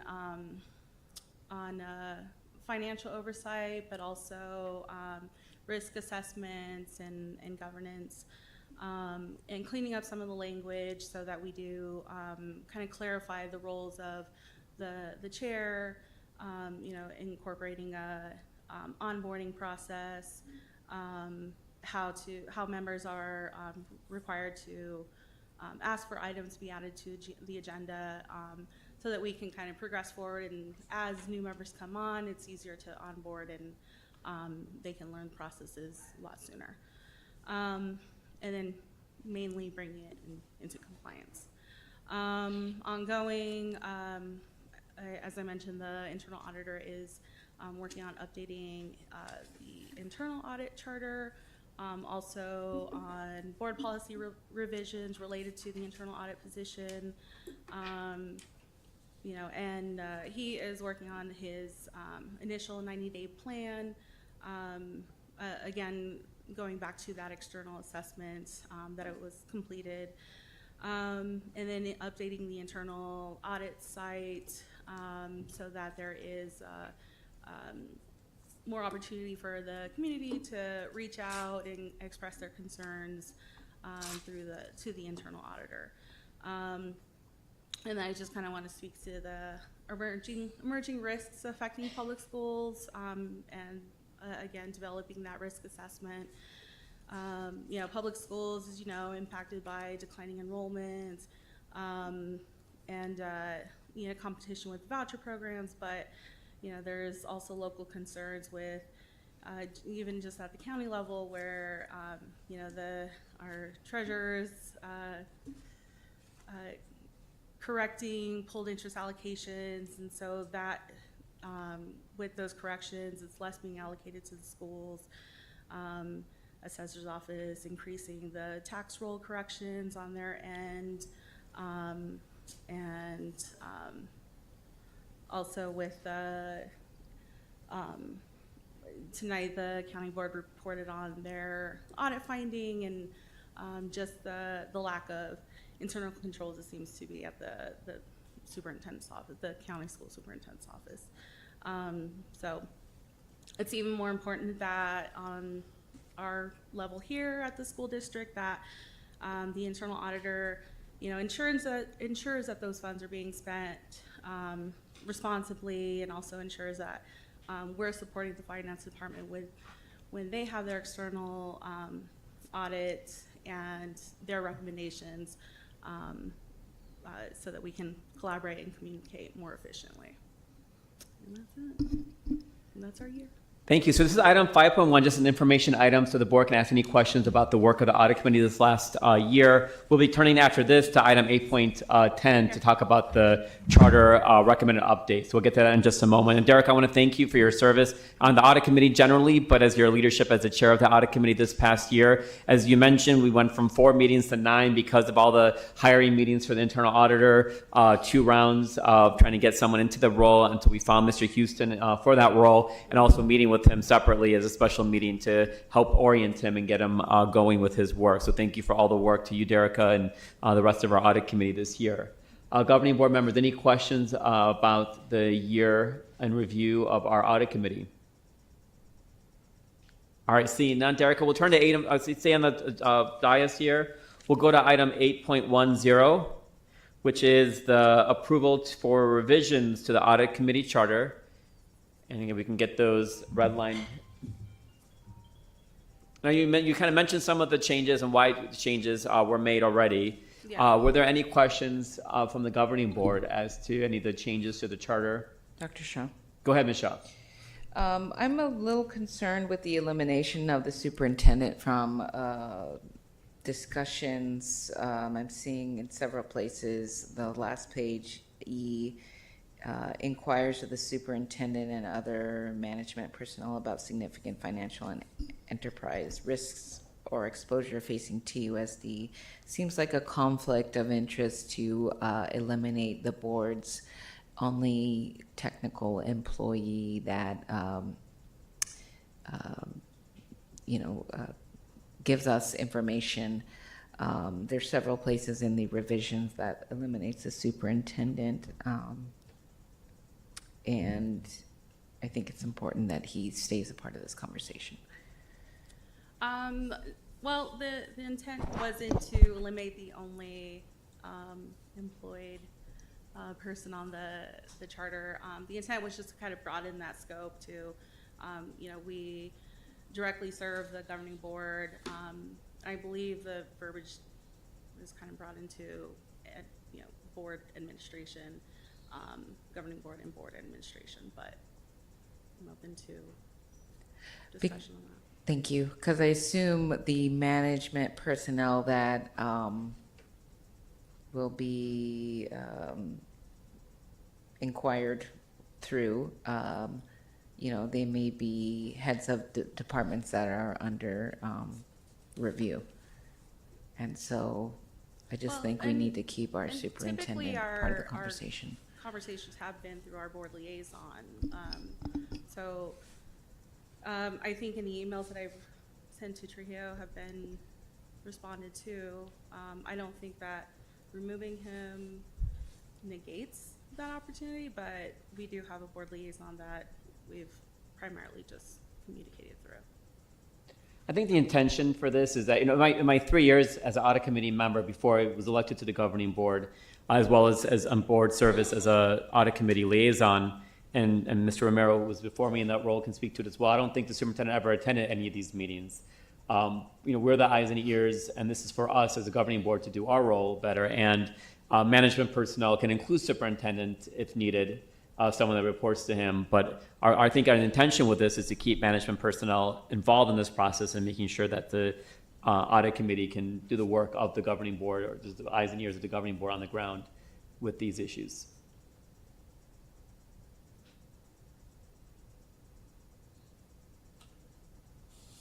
Go ahead, Ms. Luna Rose. Turn that on. Hi, thank you. And I don't want to keep you any longer than I need to, but I do have a question. If I'm reading this, the audit committee, in alignment with the governing board policy, shall have unrestricted access to information, personnel, and records necessary to fill its responsibilities consistent with applicable laws and regulations. Has this, and I was looking at, I've been looking at the copies here, but I'm not sure if I still feel entirely comfortable with that, to be honest. Just because these committee members are essentially our committee members. We're the governing board, and I think that's where it ends, and I just don't feel comfortable them having some access, of course, to be able to do their volunteer duties, but not unrestricted access. I'm having an issue with that. Well, but the verbiage to align it with district policy and through governing board is added in there. So it's not any charter or any committee member can request access directly through, an employee. Those channels are still in place where it still has to abide by district policy, and it's a request that we're making through the governing board.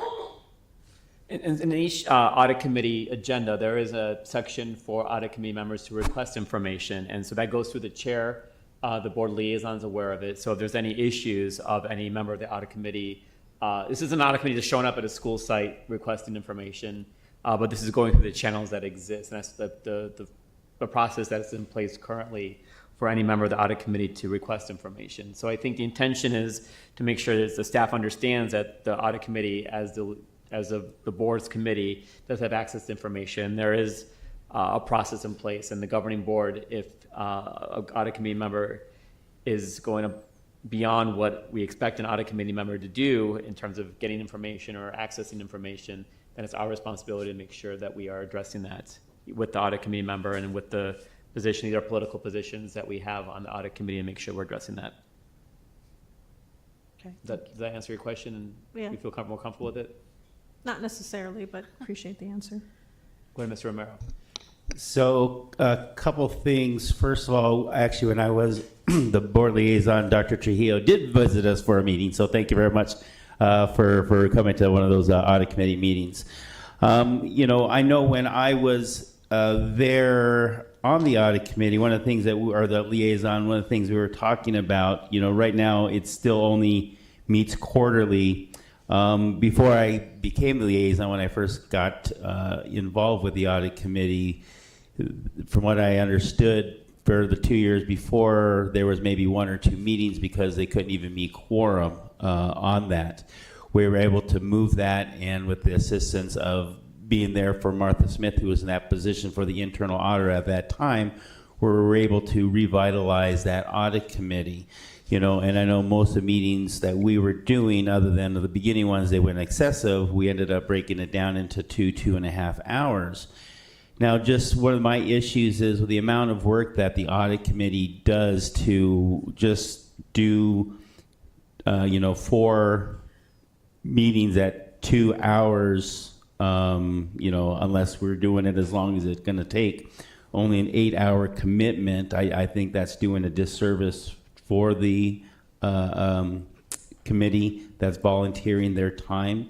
When I was there, most people wanted more meetings, and we had actually pushed for a charter amendment to do 10 months during the school year and take the summer off. I believe is something that we had talked about, because especially working with the internal auditor, there were a lot of things that were happening. I know we had Ricky Hernandez speak at some of those meetings too, and he was a lot more involved, and the audit committee was able to ask more questions. I just don't think that only 4 quarterly meetings. I think we need to have at least double that. We need to have at least 8 meetings, however that figures on out should be. And then I'm always also just curious as far as for this revision for the audit committee charter, how was the vote from the audit committee split on this, or was it? It was unanimous. Yeah, it was unanimous. During discussion, there was only 4 recommended changes that was asked for, and this version presented before you includes those 4 changes. But regarding the number of meetings that we have, that did come up as a topic of discussion actually at the beginning of this fiscal year, and it was voted that we would keep it at the 4 and add meetings as needed, just recognizing that it is a voluntary position. We want to encourage people to try to come in and attend these. Requiring a monthly, it seems to be a big ask. So we add, just like this year I mentioned, we've met 9 times this year, but only required for 4. So I think the committee's committed to do those additionals, but I think the monthly requirement would be a little too much. Thank you. Great, thank you. I'll move the item as presented. Item moved by myself and seconded by Ms. Ekstrom. All those in favor say aye. Aye. Aye. Any opposed? No. Any abstentions? Did you vote aye? I didn't hear you. Abstain. Abstain. Okay, Yes. item passes 3-1-1. Thank you, Derica, for all of your work and for being here so late to present this. Thank you. Thank you. Okay, let me see where we are on the agenda here. So that was D on here. We finished that. So this takes us back to the beginning for consent. Then we have the expenditure budget revision number 3. And then I believe Dr. Trujillo will be moving on 9.2 and 10.1 to the next meeting. Would recommend those final 2 items move to the 26th. Any objections? All right, I'll take unanimous consent for that. All right, we're going to go to our consent agenda. We already did 6.3, so we have 6.2, 6.4 through 6.19. Dr. Trujillo. Yes, the administration does recommend governing board passage of the consent agenda as presented and arranged. Governing board members. I'd like to pull 6.14. Okay, 6.14 is pulled. Mr. Romero? Pull 6.9 and 6.11, please. All right, 6.9 and 6.11. Are these pulled for separate votes, or are these pulled just for clarification questions? For 9, I need and 11 of a separate vote, please. All right, Ms. Luna Rose? Just more of a comment on that one. Okay. Do we want a separate vote on 6.14, or are we just pulling it? We can do a separate vote. Okay. Can we also have discussion on 6.14? 6.14? Yes. Okay. Thank All right, you. so before us, we have consent agenda 6.2, 6.4 through 6.8, 6.10, 6.12, 6.13, and 6.15 through 6.19. I'll move that. I'll second. Item moved by myself and seconded by Ms. Luna Rose. All those in favor say aye. Aye. Any opposed? Item passes 5-0. All right, we'll go to 6.9, approval to use request for qualifications. This is Sabino High School Building F fire sprinkler system. So the only reason I want to pull this is I have done business with this company and I want to abstain from that vote. Okay, I appreciate that. All right, there's no questions then. I'll make the motion for this item. I'll second. All right, item moved by myself and seconded by Ms. Luna Rose. All those in favor say aye. Aye. Aye. Item passes 4 with 1 abstention. Thank you. All right, and we have 6.11. Yeah, so my only thing is on that, and I understand this is just for devices, going into some of our schools with a donation from Verizon. My always concern is a lot of times they're looking to renew their contracts with our schools and on their campuses, and it's always easier when a supplier gives nice donations and gifts for us to approve those towers. And it's not like I don't like those free gifts for our students. It's just something that I still stand behind regarding the cell towers on our school property. So I just wanted to vote no on that one. So I just wanted a separate vote. Okay, no questions or any comments or anything No. on that? Okay, No. I'll move the item. I'll second. All right, I'll move by myself and second by Ms. Luna Rose. All those in favor say aye. Aye. Any opposed? Opposed. All right, item passes 4-1. Thank you. All right, we'll move on to item 6.14. Ms. Luna Rose, you pull that item? I did. I just wanted to make a comment on why I will be voting yes on removal of Audit Committee member Mr. Blackshire. There's a lot of reasons, and other board members, including Dr. Shaw, who is on the Audit Committee liaison, as the Audit Committee liaison can go into detail, but my reasoning is the fact that, and I did request transcripts of this meeting dated April 15th, that he alluded to the fact that the reason why we were losing students in this district was because they were undocumented. And so, and there's quite a lengthy discussion between him and CFO Hernandez about it, and I did not appreciate that. And within the same meeting, and these transcripts are available, so if anybody's interested in reading them, I'm not going to read everything. But the second thing he said, which I find also abhorrent, is when he was voted in as the co-chair, well, I will read this because the immigration part is lengthy, but this one I will read. Mr. Blackshire, I cannot be chair because I cannot read things out loud. Remember, I'm the special needs kid. And so to also say that these people that are on the committees that we appoint, they represent this board, they represent me, and I will not be associated with somebody who will badmouth our students in any fashion.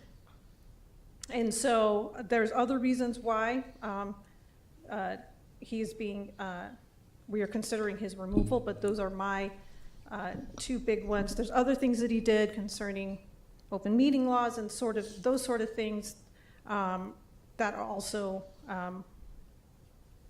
he should, no committee member, including governing board members, should be doing. But those were the two things, Dr. Shaw, that they represent us. And if there's somebody saying that in the community, in these meetings, I cannot. So I will be approving his removal this evening. Dr. Shaw. Go ahead, Ms. Shaw. Mr. Aronoff, can you speak to the other issues with this member?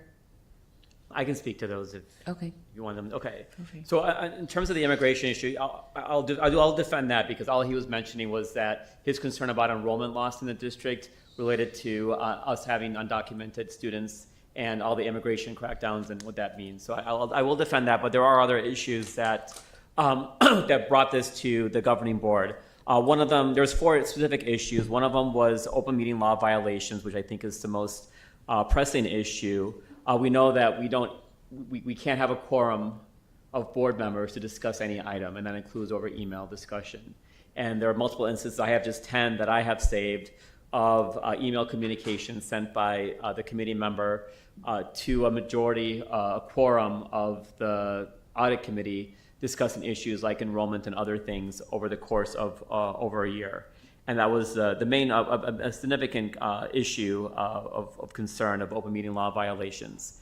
The other one was attorney-client privilege violation. Mr. Blackshire forwarded something that was designated as attorney-client privilege from our lead attorney to community members, and that was a concern as well. Number 3 was communication with external auditor.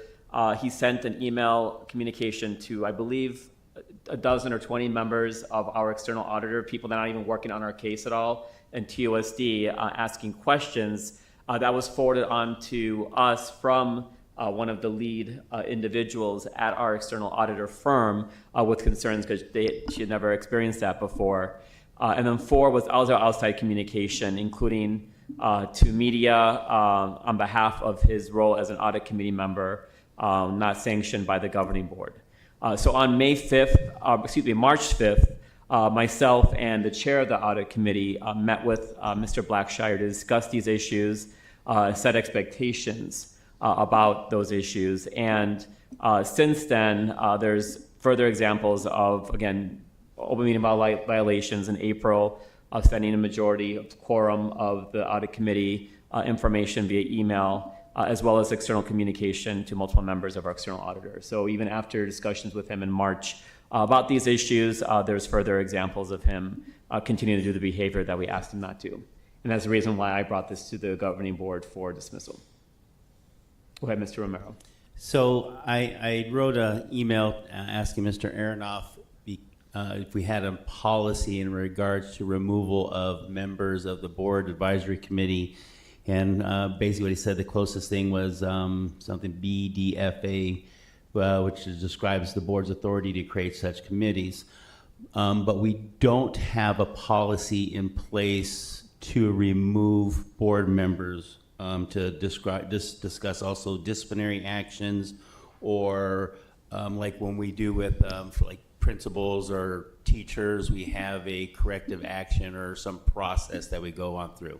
And Mr. Aronoff, I don't know if you can speak to that, as this isn't a norm that we have in this situation, but we don't have a policy. Should we have a policy with these types of things where we have the documentation, we had this meeting, we had corrective action, this was put in place, this was your warning, and then that way we have documentation of this, not just for this certain situation, but all situations. So if you can speak anything to that. So you have, as a board, the inherent authority both to appoint and remove members of your advisory committees. That I think in here is just in your statutory authority. It's correct that at this moment you don't have a policy that lays out a detailed process for that. You certainly could. You could also have it included in the committee charters or bylaws. Those are also, we don't really have bylaws for our committees, but you could have it in the committee charters as well. And I've seen charters that include those sorts of removal provisions. That's up to you as a board to decide whether you want to lay that out in more detail. But you do have that inherent authority, and it's just a matter of making a decision on when it's appropriate as a board. Right, and then again, we have a bunch of examples and situations here. I guess my also biggest thing is anybody else, not just sitting on the audit committee but any of our other committees, if they, again, speak out in a certain way, are they going to be up for removal because of something that they said that maybe someone disagreed with? I understand the open meeting law thing. What is, like, currently, if a board member does, violates an open meeting law, what's our first penalty? What's our second penalty? From what I understand, you can start getting a fine, I think, after the second time around, like a $500 fine, if I'm not mistaken, as far as on that goes. So there are rules already in place for when you're doing those types of things, but we didn't go through that proper criteria, disciplinary. I guess that's my concern. Anybody that's volunteering for these positions, including us over here in our committees, how can they be removed? How easily is it for them to be removed? And can they speak out on certain things?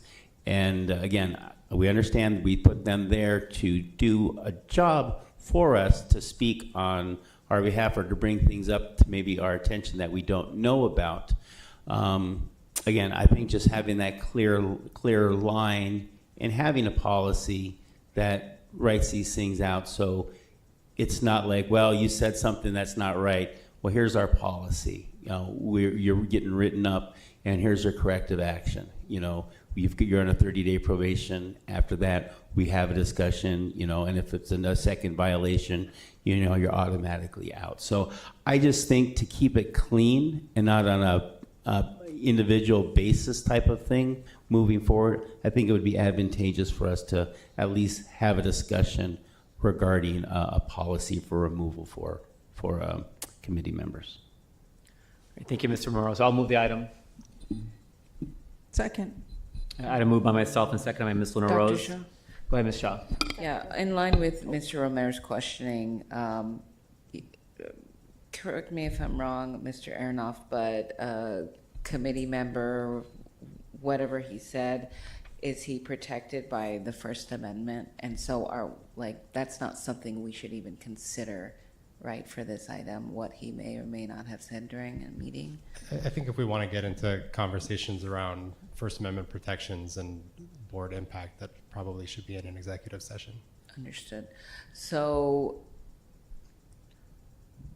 it's been documented that this member has violated open meeting law. Did we reach out to the Arizona Ombudsman and submit a complaint, which I believe is the proper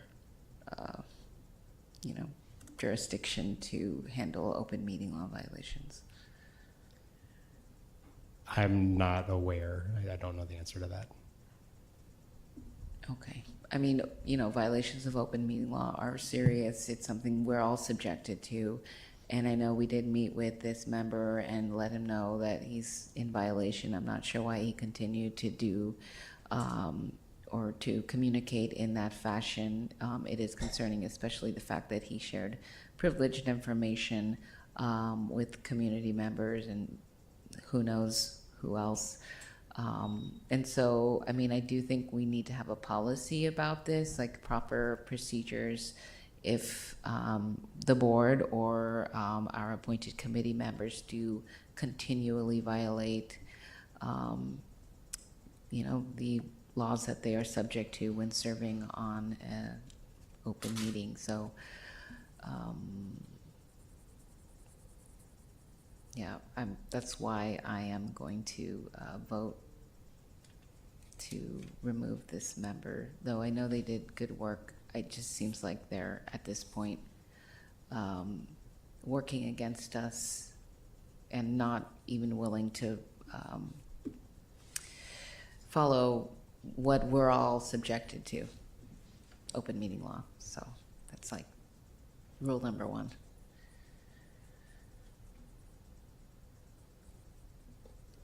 Go ahead, Dr. Trio. Procedural note, we have our interpreters on contract till 10. Okay, so we're going to lose them at 10, so we don't want to cut off accessibility for our guests. Thank you. All right, item moved by myself and seconded by Ms. Ekstrom, right? Okay, all those in favor say aye. Aye. Any opposed? Abstain. Item passes 4 with 1 abstention. I will say, final on this one, that this is not an employed position. He's not an employee. He's a political appointee by our school board for a committee of the school board. And so it's up to us to regulate this and manage this as we seem fit. And if anybody wants to come up with a policy and write a policy and bring it to the governing board, I think that'll be a great idea. All right, our last item tonight is going to be our budget revision. Dr. Trujillo, we have item 7.1, public hearing. I don't believe we have anybody in the public hearing, Ms. Hine? Yes, I'd like to welcome our we have Chief 8.9 as well. Financial Officer with our budget revision. One of the few times that We do have one. I do remember us adjusting the budget up. So would we do the public comment before Ricky's presentation or after President Shaw? It's agendized before, so we can do it. You want to do the public comment before the presentation or after? Let's do it now. Okay. Okay, so public participation during public hearing for the fiscal year 25-26 annual expenditure budget revision number 3. Members of the public may speak during the 25-26 annual expenditure budget revision number 3 public hearing portion of the agenda. The board president or clerk shall be responsible for recognizing speakers and for maintaining proper order by setting such limitations as may be appropriate. Speakers during the public hearing should restrict their remarks to topics related to the FY 25-26 annual expenditure budget revision number 2. Speakers are encouraged to be brief with a maximum speaking time of 3 minutes. Individuals speaking before the board shall observe rules of propriety and good conduct and refrain from impertinent or slanderous remarks. Reminder, contents of each card are public information. We have one speaker tonight, Ms. Lillian Fox. Excuse me, Miss Lillian Fox.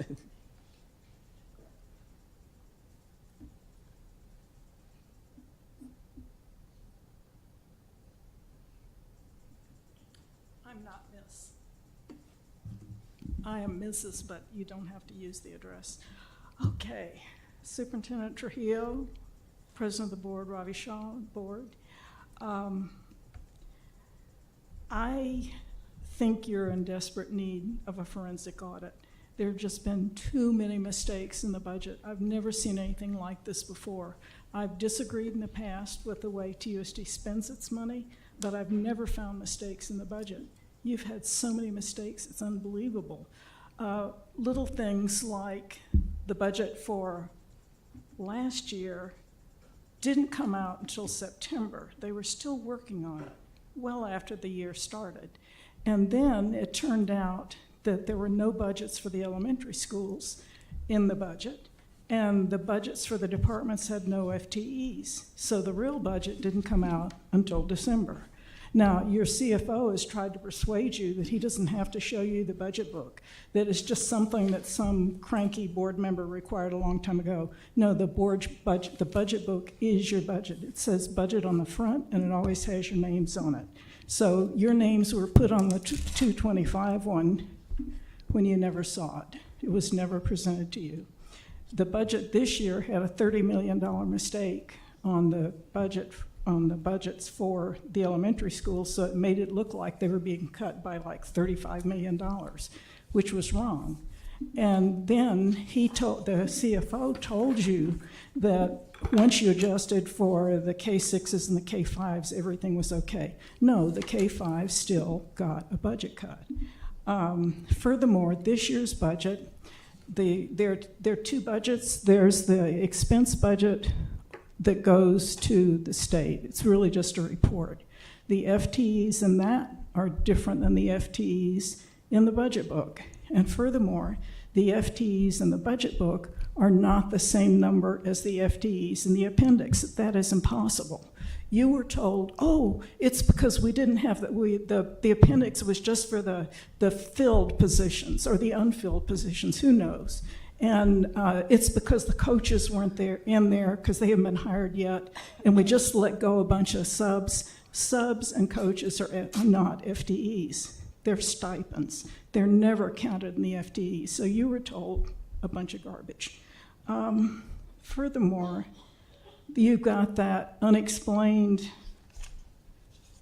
million thingy over here. That's a huge percentage of budget they're claiming, or he's claiming, is furniture and equipment, which is impossible. It can't be true.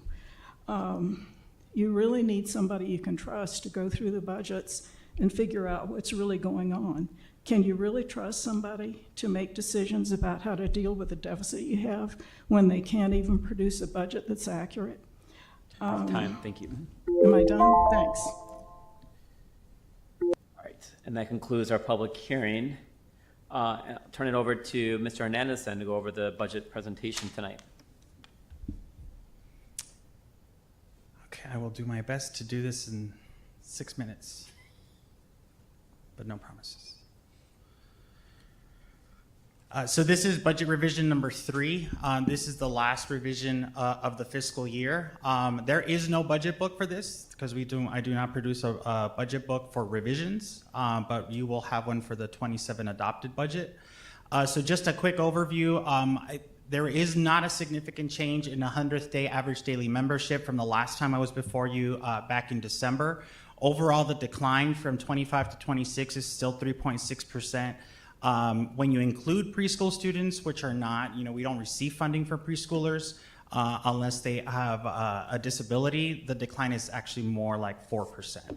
Now, weighted student counts, which I'll talk about in a little bit more detail, are declined less sharply than the overall student counts because we have an significant increase in students with high needs, and I'll talk about that a little bit more. Budget revision number 3, as Dr. Trujillo mentioned, does include an increase in budget capacity of just over $4 million due to an error from the Department of Education on what's called non-fundable intervals. So during the first semester of the fiscal year, there was a duplication, and this was a statewide error. There was a duplication of non-funding for students who exceeded the 10% of attendance in the first 100 days and students who had an absence block of 10 or more consecutive absences. Those things should not have been happening at the same time. So because of that correction in the error, this increased the weighting of those students and the ADM that we were receiving. So there is a significant change due to an error from the Department of Ed. That, my understanding, will be addressed in the future by the department. A quick update on student counts. So overall enrollment trend analysis, we have a decline of just under 1,500 ADM, with the largest concentration is in the 11th grade. Juniors were the largest cohort of students that we lost, followed by first graders and 8th graders. As we've talked about in the past, transition years continue to represent the largest areas of student loss. So when you take a look at 6th graders from last school year to this school year, we lost 3.7%. Of 6th graders. Those 6th graders in the new K-6s are now 7th graders. So there was not an increase in enrollment in 6th graders year over year. Freshman students or 9th graders also had a decline of 2.3%. This is the transition from middle school to high school. So even though the enrollment declines are not evenly distributed, there are some schools that have shown some level of stability when we kind of look at the different cohorts. I won't read through all of this detail, but I'll cover the main topics. There are instability in the early grades. So we continue to have declines, particularly in the first grade, so that we're seeing melt happening from kindergarten to first grade at a decline of 8%. And I mentioned the 3 schools that were impacted the most. We have what I've kind of termed leakage from middle to high school. So 8th graders, we continue to have a decline of 8th graders and freshmen, 9th graders at the high schools. And there's high school upperclassmen attrition. So 11th grade had the largest decline of students. This is generally when students will leave TUSD schools due to credit deficiencies. and we'll look at alternative options for credit recovery, generally outside of TUSD. And so this reinforces the concerns around trying to strengthen our credit recovery and our dropout prevention efforts, particularly with upperclassmen, as they are tending to leave in the 11th grade to try to make up some of those graduation recovery, credit recovery. Now, we do have definitely, some stability and some risk levels around two cohorts, right? We've got some stable growing schools, which show that they have multiple grade level increases, positive overall enrollment trends, and potentially stable feeder patterns. There are 6 of those that you can see right there. At the top of the list is Wakefield Middle School, has had a year-over-year increase in its enrollment. Every single one of those grades has seen a significant increase to the point that we have had to open up additional physical classrooms. Now, on the flip side, we have high concern and critical decline schools. These have experienced multiple grade losses, overall enrollment decreases, and it certainly creates some pressures around staffing. Top of the list right there are Sewell, Booth-Vickett, and Doolin. Tucson High and Catalina are 2 high schools that have seen that as well. So this is definitely something that we need to focus on as to why some of these grades are losing some of those students. But again, if we look at the cohorts of 8th graders, of 6th graders, and of juniors, that is why you're seeing some of those middle K-8 and high schools as part of that critical decline in schools. Overall, the decline, like I said, is just under 1,500 ADM, which is a difference of $7.8 million loss year over year. And so as part of our planning process at the beginning of this fiscal year, we had already incorporated about a 2% loss in our budget. And so really we were only having to absorb another 2%. But now we are definitely well under 40,000 ADM, definitely under 40,000 students in terms of head count. Now, weighted student counts, this has kind of been a debate that I had with our audit committee in regards to the fact that even though we're losing head count, the weighted student count is really what we're paid on. And the weighted student count is ultimately, it addresses specific weights for different needs of students, for different grade levels, program participations. And so when you take a look at the weighted student count, there really is a 2% decline. Weighted student count is not the same as student enrollment or average daily membership. Those contribute to weighted student count, but they're not the same thing. Graphically, you can see this, that from FY22 to 26, there was an overall decline of 2.8%. Now, the largest decline came from last school year to this school year, but when you take a look at FY22 to FY25, the decline is less than 1% between those 3 years. The greatest declines continue to be in the K-8s versus the high school grades. We continue to see some level of stability in high school compared to the lower grades across the district. Now, even though we're seeing declines in what I term as regular ed, the overall, which is driving our overall reduction, the high need student populations continue to increase. We had a 94% increase in the cohort of students who are identified with a disability or special education. The largest increase are students in preschool with severe delays. That had a 69% increase in those students. So even though, and there are multiple ones, another one that's outside of special ed is English language learners. So we saw an over 30% increase in students who are who need English language development in TUSD. So even though we're seeing declines in students, we see the fact that we have more resource-intensive student increases in the district. So we're finding ourselves having to focus more resources on students who need them because they have higher needs and higher demands on our budget. From a financial update, so what's changing? If I can answer any questions in regards to all of those, but this is kind of what contributes to that $4.1 million increase. So again, although the overall ADM decline, the student weighted counts and the student need categories increased the budget capacity in revision number 3. So as you can see, these are different categories of students that have now contributed to an additional $4 million to our budget capacity as we close out fiscal year 26, which is definitely, it bodes good news, because what is changing?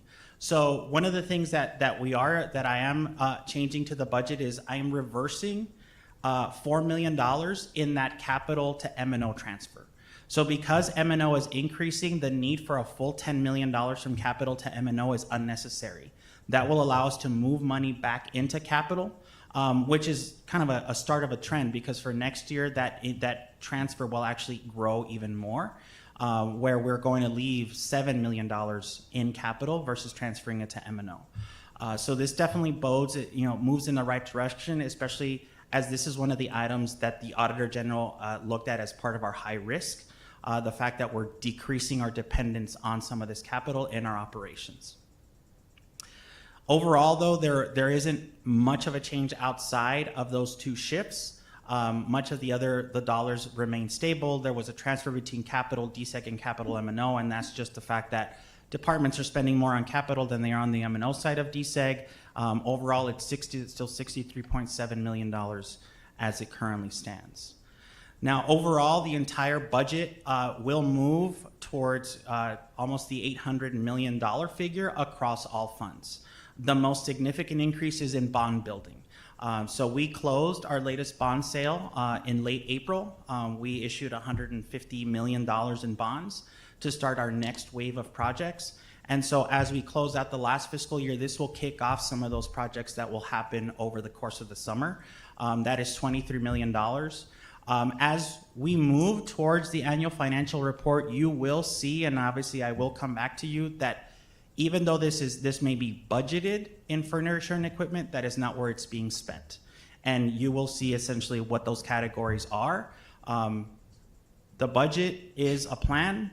Obviously, the annual financial report will actually provide you with those expenditures once the time comes. But overall, we're moving $37.6 million in an upward trajectory from the December revision to May. Any questions? Dr. Shaw. Go ahead, Ms. Shaw. Thank you for your presentation. Could you speak to the question about the furniture and equipment? According to a staff member at the Auditor General, we need to appropriately code transactions in accordance with the Uniform System of Financial Records for Arizona school districts. And he goes on to say he's not aware of a state statute or Arizona administrative code that would require district to code bond purchases to the account codes for furniture and equipment. Right. It is not a requirement to code it specifically to furniture and equipment. The reason we do that is because we, in the finance department, we don't know what projects ultimately the bond oversight committee is going to approve as we move along. Some of those may be in equipment, some of those may be in technology, some of those may be in construction. As those projects move, we post budget adjustments. This is a normal, ordinary course of business that we conduct, which is why we have budget revisions 3 times a year. So as even though we budgeted those, millions of dollars in bond building, ultimately the expenses are coded exactly where they happen. So when technology is purchased, they will be coded to technology. When we buy non-instructional software, that's exactly where they'll be coded. When we conduct for example, we're gonna put out new turf out at Saguaro High School and Choya High School this summer, they will be coded to construction services. So I'm completely aware, obviously being a certified financial officer, that I know that those have to be coded to the right codes. That's exactly what happens. The budget itself can be coded anywhere within the allowable coding structure for that specific fund, right? So yes, we code them there because we don't know what projects are gonna be approved in the month of May when we develop the budget in July. So we adjust those budget numbers as they happen, but they are ultimately expensed exactly where they need to take place.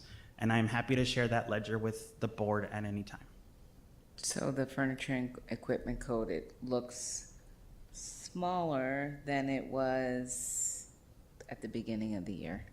Because we're buying things that are not furniture and equipment. Ultimately, the bottom line budget is staying the same, but they're being moved to the categories where they're actually being expensed.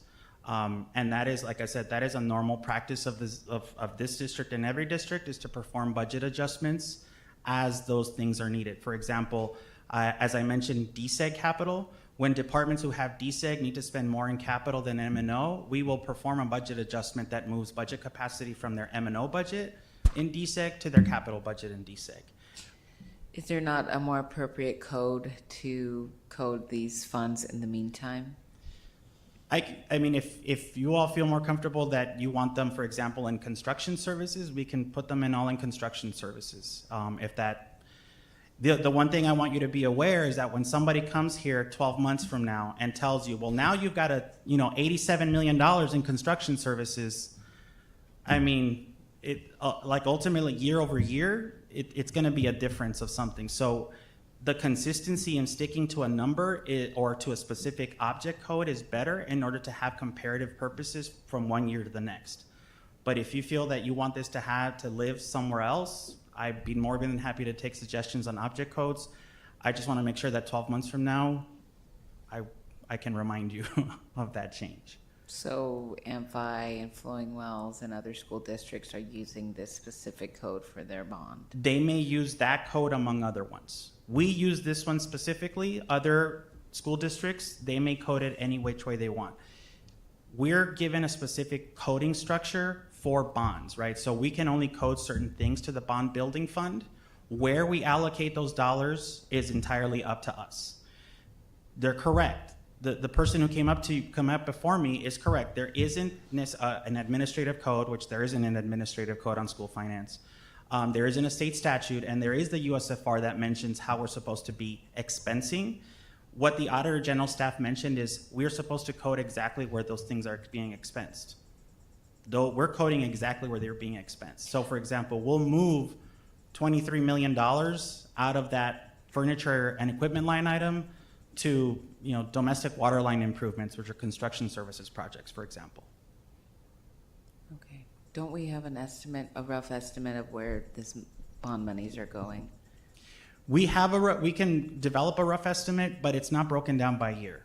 So what I receive from the bond department does not tell me this is how much they're going to spend. So it's always going to be a fluctuating number. I can certainly go back and say, break it down for me on what you think it may be. Okay, thank you. I'll move the item. Second. Item moved by myself and seconded by Ms. Ekstrom. All those in favor for the approval of the revised number 3 budget, say aye. Aye. Any opposed? Item passes 5-0. Thank you. And then Governing Board, we'll move item 8.9 as well to the next meeting because of the hour. And thank you for staying late interpreting services tonight. All right, and now Dr. Trujillo, last item is the future meeting agenda items. President Shaw, governing board members will be back on May 26th with the items that we moved off of tonight's agenda. And then we'll also be presenting to the board our strategy for absenteeism and truancy interruption on May 26th. Great, thank you. That will conclude our meeting tonight. Thank you, everyone, for staying late.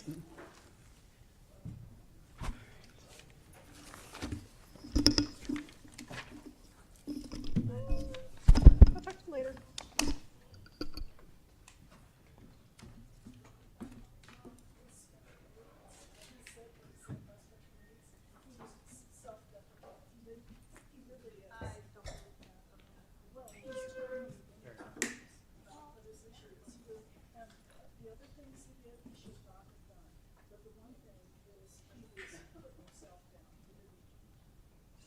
It's public